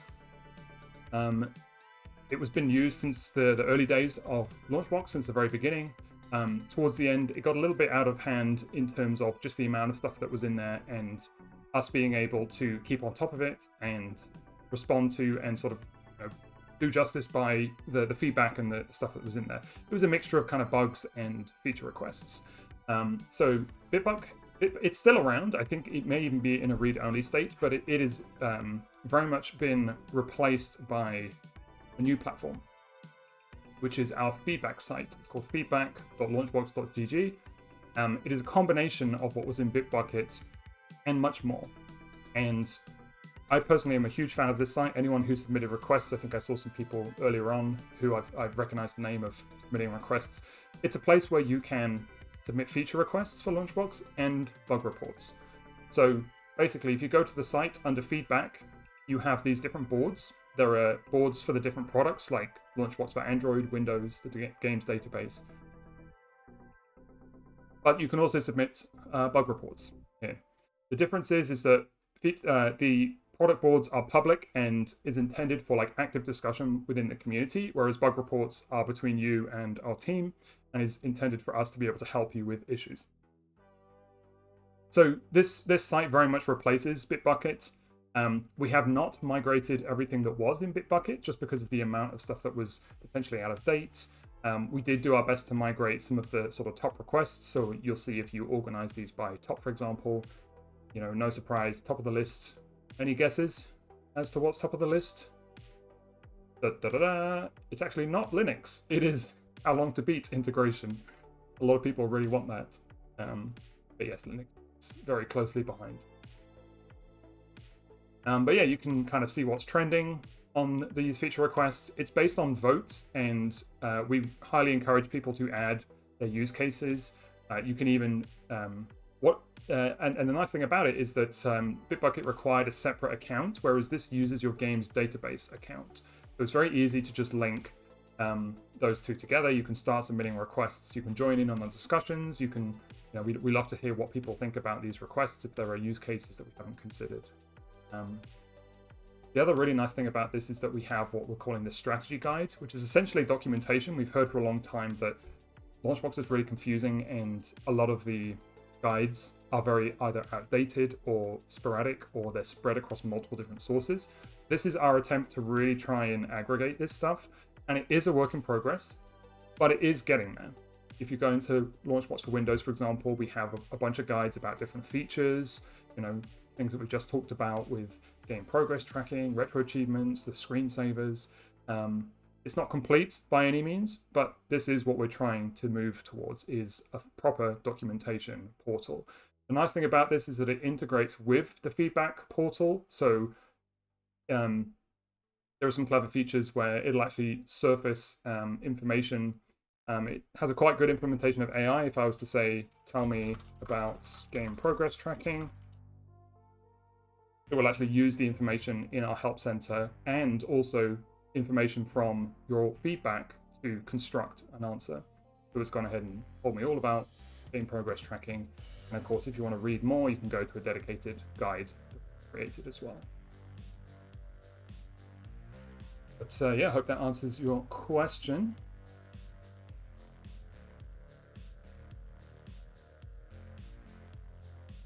LaunchBox on Steam Deck sounds cool. And of course, the next thing that comes with that is, yes, syncing between systems. We do have a request, which is quite high up there. I think it's top, which is, of course, Cloud Syncs.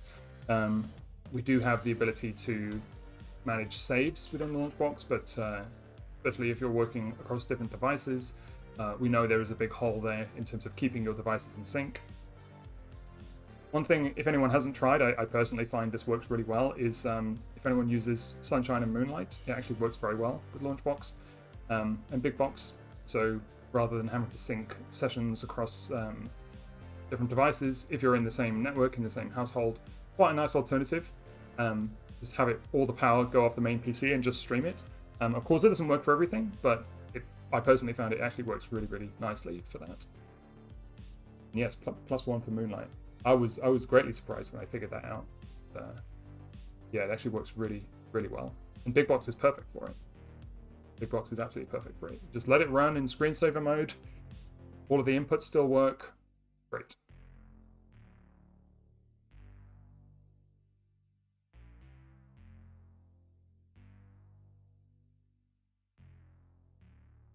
Okay.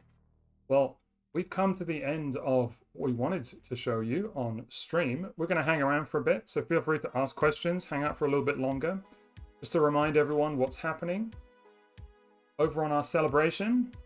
If you've joined midway, if you haven't already, there is a code on screen right now.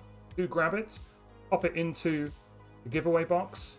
That will allow you to get some additional entries for our wonderful prize draw. Let's have another look. Pro 3, which I've been hearing very good reviews about. Retroid Pocket 5, fantastic little Android device. A mini PC, based on where you live and the specs that we can get. And some Steam keys if you want to participate in our playlist competition that's happening on the forums. Who I see has been on stream has also just replied. Let's see what game you've picked. Not to put you on the spot here. No Man's Sky, of course. Yes, endless amount of content there, I hear. Different playstyles. A good choice.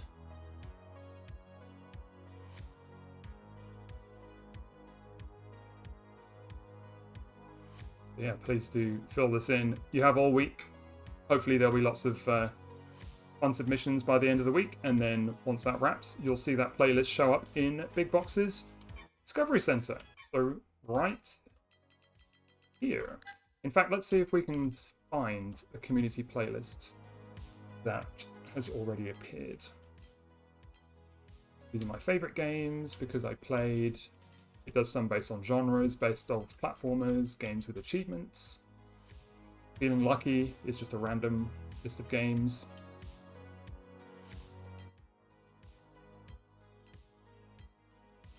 Let's see. It dynamically generates these, and it's different every time, so you can't actually guarantee what you'll find, and of course it depends on what's in your library. Alright, let's pop back to Screensaver. JC Strainer, will the giveaway finish in time to buy a license if I didn't win? No. So in terms of the announcement of the giveaway, that will happen after the sale actually ends. It'll probably be sometime next week. So yes, unfortunately, if you play your cards right, maybe you could if you chose a license. However, yes, and unfortunately the sale ends at the end of this week, and then the winners will probably not be announced until early next week.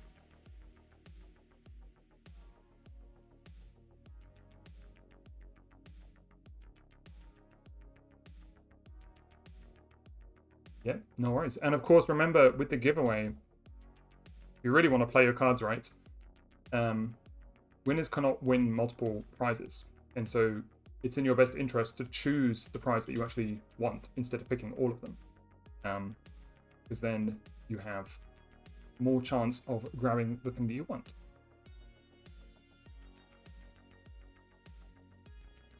Speaking of screensavers, because I'm in love with this so much, let's look at, it's not just the default theme that has these. There is a theme, Unified Redux, that supports this.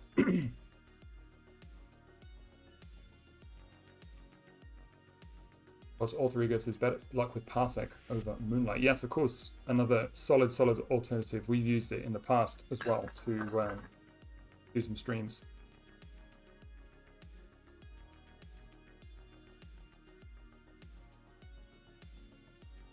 Yep, the controller or the Retro Pocket 5.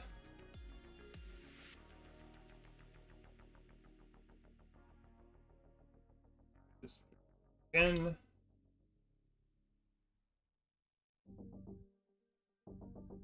Can you change what you've selected as the prize after the fact? Unfortunately, you cannot. Once your entry is in there, I believe it's in there. It's locked in. Alright, so let's go to Manage Themes.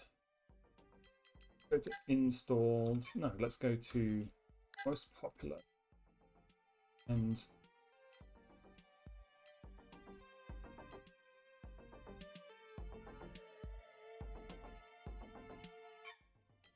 please go to All. Unified Redux. That's what I want. I want to install. If anyone hasn't changed out their big box theme, this is how you do it. Pretty straightforward.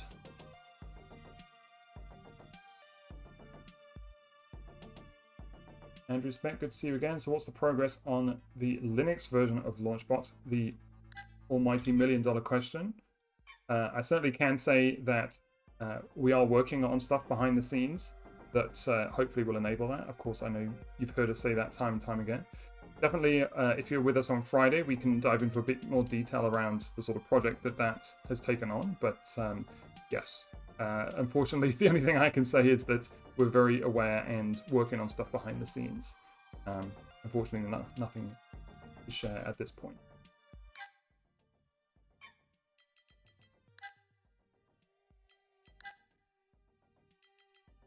In Unified Redux, I'm going to say apply as my main theme.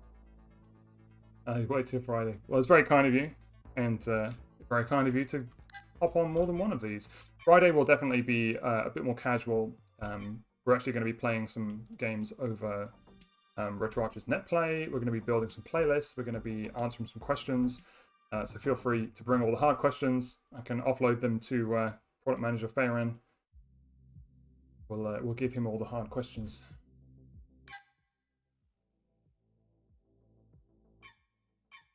Okay, let's just. I want Unified Redux screensaver, because even though I'm using the theme of Unified Redux, I have to choose the view to make sure that I'm not using the defaults. So Unified Redux screensaver 1, and what does it look like? Well, hey, it's picked one of my favorite games of all time, Kirby's Dream Course. Love it. Got a nice release date in the top right. Look at that.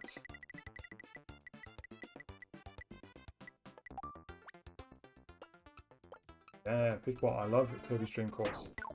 This game has a multiplayer subset on retro achievements, which is very fun to play with another person. It's kind of like Mario Party. You might end up hating each other after playing this game because it's very easy to screw each other over. But hey, it's a lot of fun. I'm going to quickly tweak those settings. Because I want it to change every 30 seconds. If it's between 30 seconds and 1 minute, it basically means it's going to pick a random interval between that time. But if you want it as just 30 seconds, then put them both at that. And then let's skip games missing videos as well, so we can. All right. So what do you come up with this time? Oh, it's on the GameCube. Look at that. What we were just playing, Billy Hatcher.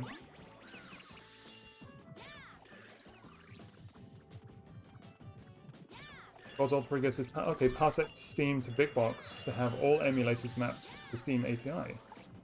That's very clever. Yes, of course, they have a very robust controller mapping within Steam. And of course, yes, you're using Steam API. Very nice. Very nice indeed.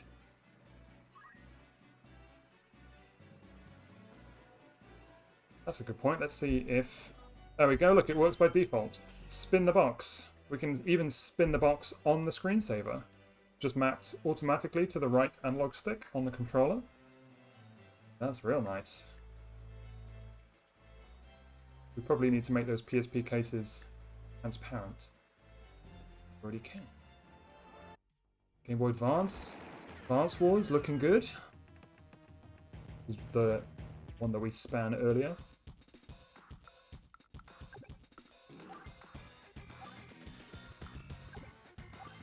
Yeah. You guys are getting to know my taste, good or bad, in games. Definitely a lot of Sonic, a lot of I guess early 2000s, late 90s Nintendo and Sega, my jam. The remake of Final Fantasy 1 on PSP. Apparently, this is still one of the better versions. Some people prefer this over the Pixel remaster. I'll say I have tried it myself, but yeah, it does look nice. This one is not based on the mobile version, is it?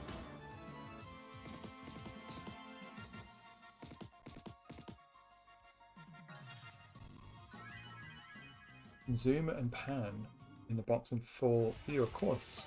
Don't think we can do it from the screensaver, but hey, let's go into the game's menu. And then, of course, if we do view 3D model, hey, I think I need to map it to the controller. I don't think I have it mapped, but yes, you can zoom in and out on the box. Spin it off to the side. There we go, look, SA2 Battle showcasing the GameCube and the GBA link connectivity. You could send a Chow to the tiny Chow garden.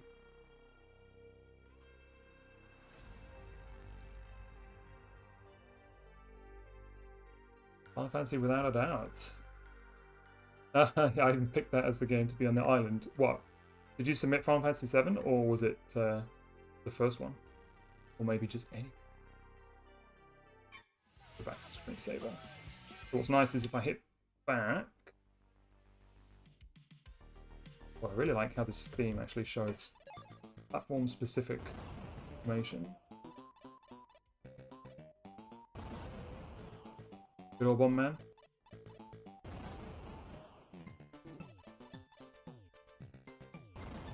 I mean, this is the real nice thing.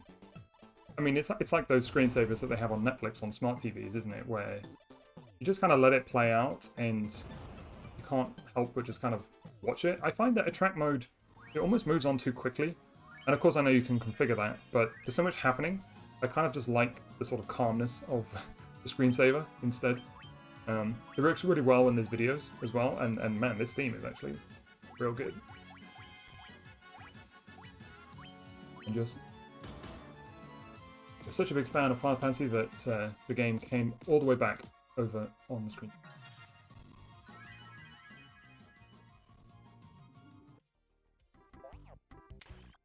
And here we go. Look, oh, it's highlighting all my favorite games.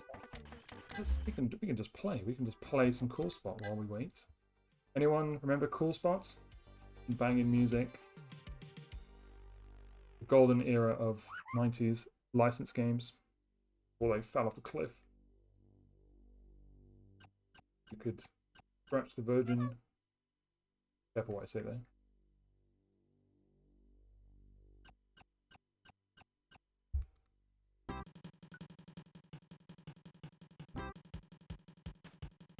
There we go. Look at that. Fantastic music.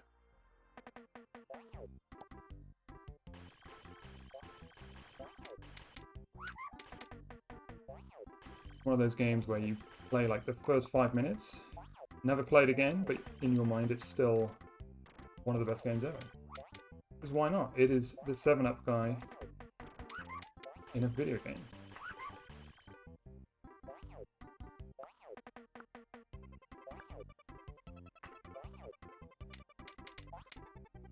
Does Windows LaunchBox get the YouTube recording option for gameplay? Yes, that is an Android-only feature at the moment. So that's referring to it will dynamically stream videos. It just died.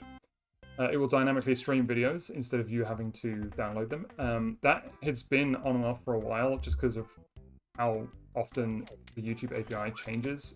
So you probably experienced it not working at some point in the past. I believe it is working at the moment, but yes, unfortunately Windows does not have an alternative to that. Videos will always have to be local, at least at the moment.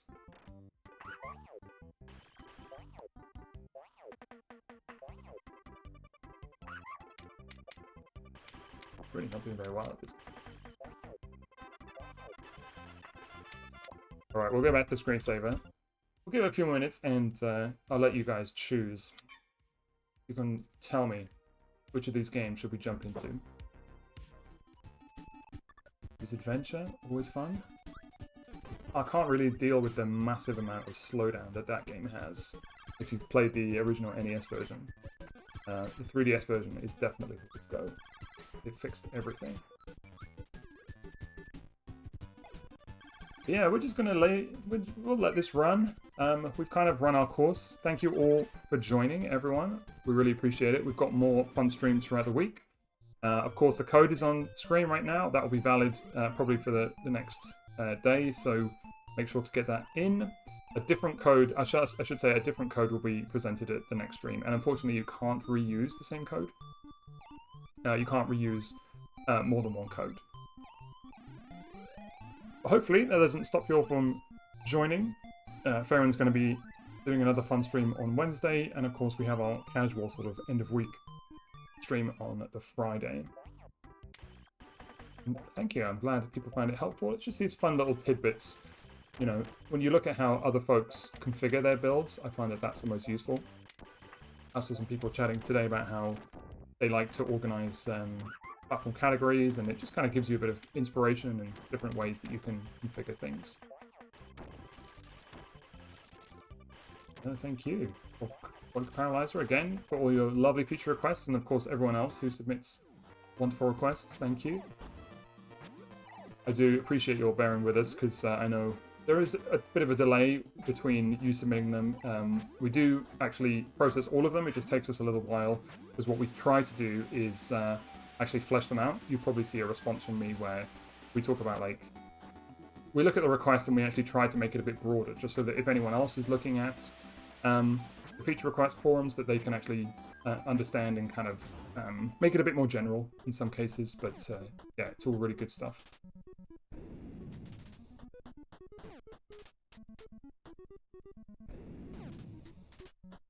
Viking Mops says Amped 2. Yeah, I love snowboarding games. Amped was one that I missed. Like I said, of course, everyone had that one friend who had the 7th gen console that you didn't have, or 7th, whatever, whichever one the PS2 and Xbox was. That was one that one of my friends had. Never played it, but big fan of snowboarding games. Good shout.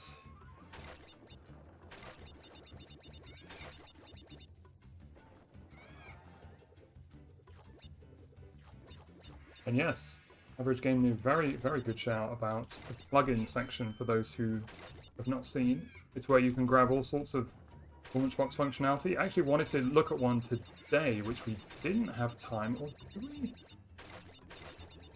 I really love this one. It's called Steam Grid DB Scraper by our wonderful moderator, Joe Viking. This is a really great plugin, just because it fully leverages posters from Steam Grid DB, the site.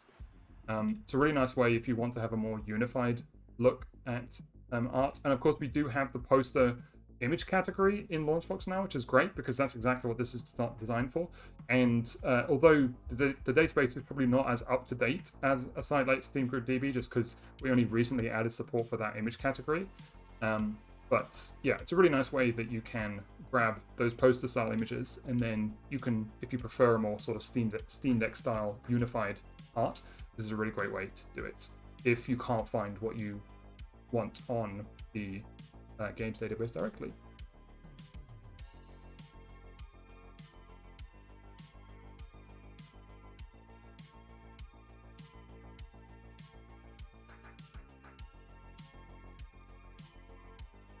And yes, of course, NFC booting. If anyone remembers last year's plugin that we did on stream, does anyone remember what it was called? The one where you had to blow into the cartridge? From our wonderful Mr. Nibble. I remember what it's called. Let's have a look. Let's go to downloads. It was a plugin, a very useful plugin, where you had to simulate blowing on the cartridge in order for the game to even start.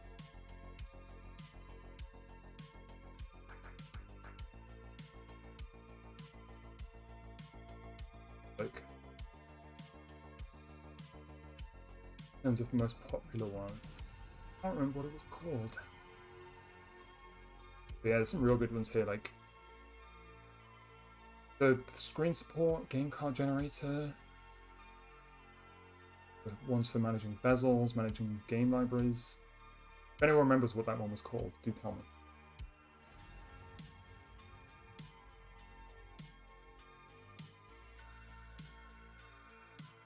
Yes, what Viking Mop says, the marquee feature with the second monitor. Oh wow, so you've hooked it up to an old CRT on an ARM. Oh my goodness, that must be a beefy ARM that can support a CRT. And it does your marquees. That's incredible. That must be real nice. Of course, Big Box does support marquee monitors, like extended monitors. I mean, the third monitor plugin is for more than that. Like, we really only give one marquee monitor, but some people want to have like multiple ones. You really can go like all out with multiple monitors with Big Box.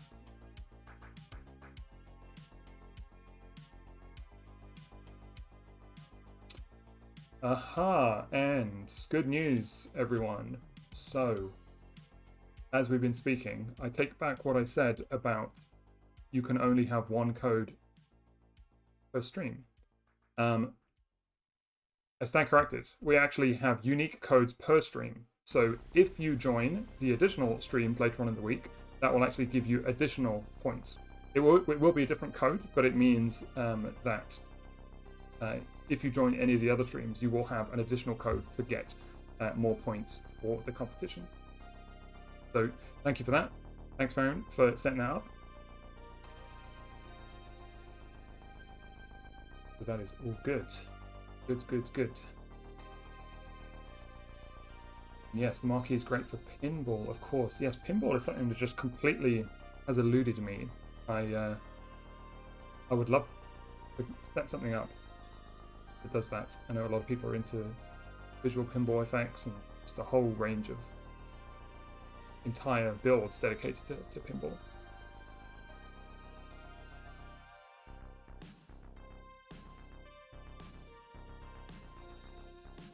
Alrighty, well, I think unless there are any last minute questions, we'll give it a few minutes and then we'll close it down. But again, thank you so much for coming in. Thank you for celebrating 12 years of LaunchBox, my goodness.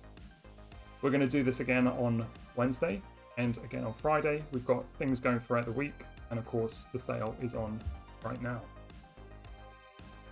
We really appreciate it. It's really nice to see all of you again after so long. I know apologies for the big delay in streams here. I think I mentioned on Discord, we sort of re-looked at how we want to structure these, and we want to kind of keep them for these kind of special occasions. So the channel is definitely still going. It's just that rather than essentially every week, we're sort of saving them for occasions like celebrations, releases, things like that, rather than more every week.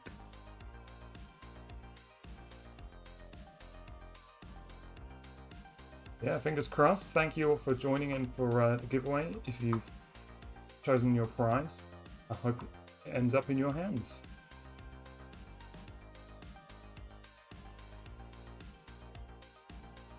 Yes, thanks everyone for helping each other out. It's nice to see everyone sharing tips and tricks. X input and controller inputs can certainly be tricky. It's not an easy thing to understand all the different ways that they can connect, so thank you all for sharing the knowledge. For anyone, speaking of inputs and the Pro 3, the Steam now supports official integration with the additional buttons, which is real nice. So the Pro 3, for example, has what they call L4, R4, which are just additional buttons by the triggers. They also have buttons on the back. The bumpers, these are fully mappable within Steam input. Actually, real nice. Because previously those buttons would always just have to map to additional inputs that already exist, whereas now you can set it to anything. So I set it to like screenshots. You can also set it to keyboard presses, which you couldn't do previously. So yeah, real nice. Another good reason to go for the Pro 3, or if anyone has an existing 8-bit controller.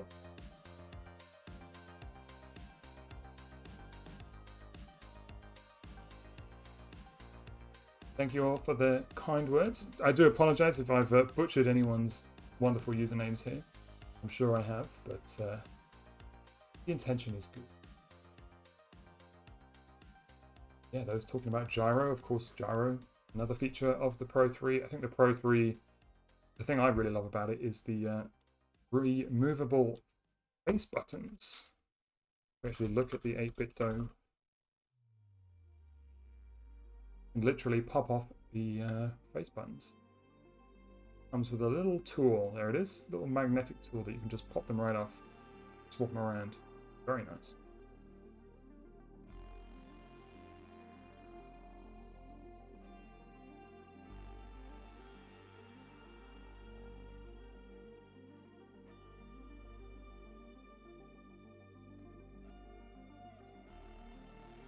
Okay, alrighty. Well, I think that's it, folks. We're going to close it down. Really appreciate everyone coming. And yeah, thank you so much for joining the celebrations. I hope you found today interesting. There'll be much more of this coming throughout the week. And yeah, it's just been great to hang out with everyone again. So take care. If anyone, whoever started at 1 a.m., if you're still around, then you, sir, are an absolute legend. Thanks for sticking around. And we'll see you all later on in the week. Final thing, like we said, so prior to what I said previously, there will be unique codes per stream, which means joining additional streams will give you additional codes that you can use in giveaway. So do keep that in mind if you want to pop along later on in the week. All right. Take care, everyone. Thanks again. And we'll see you soon. Alrighty. Take care. Bye-bye.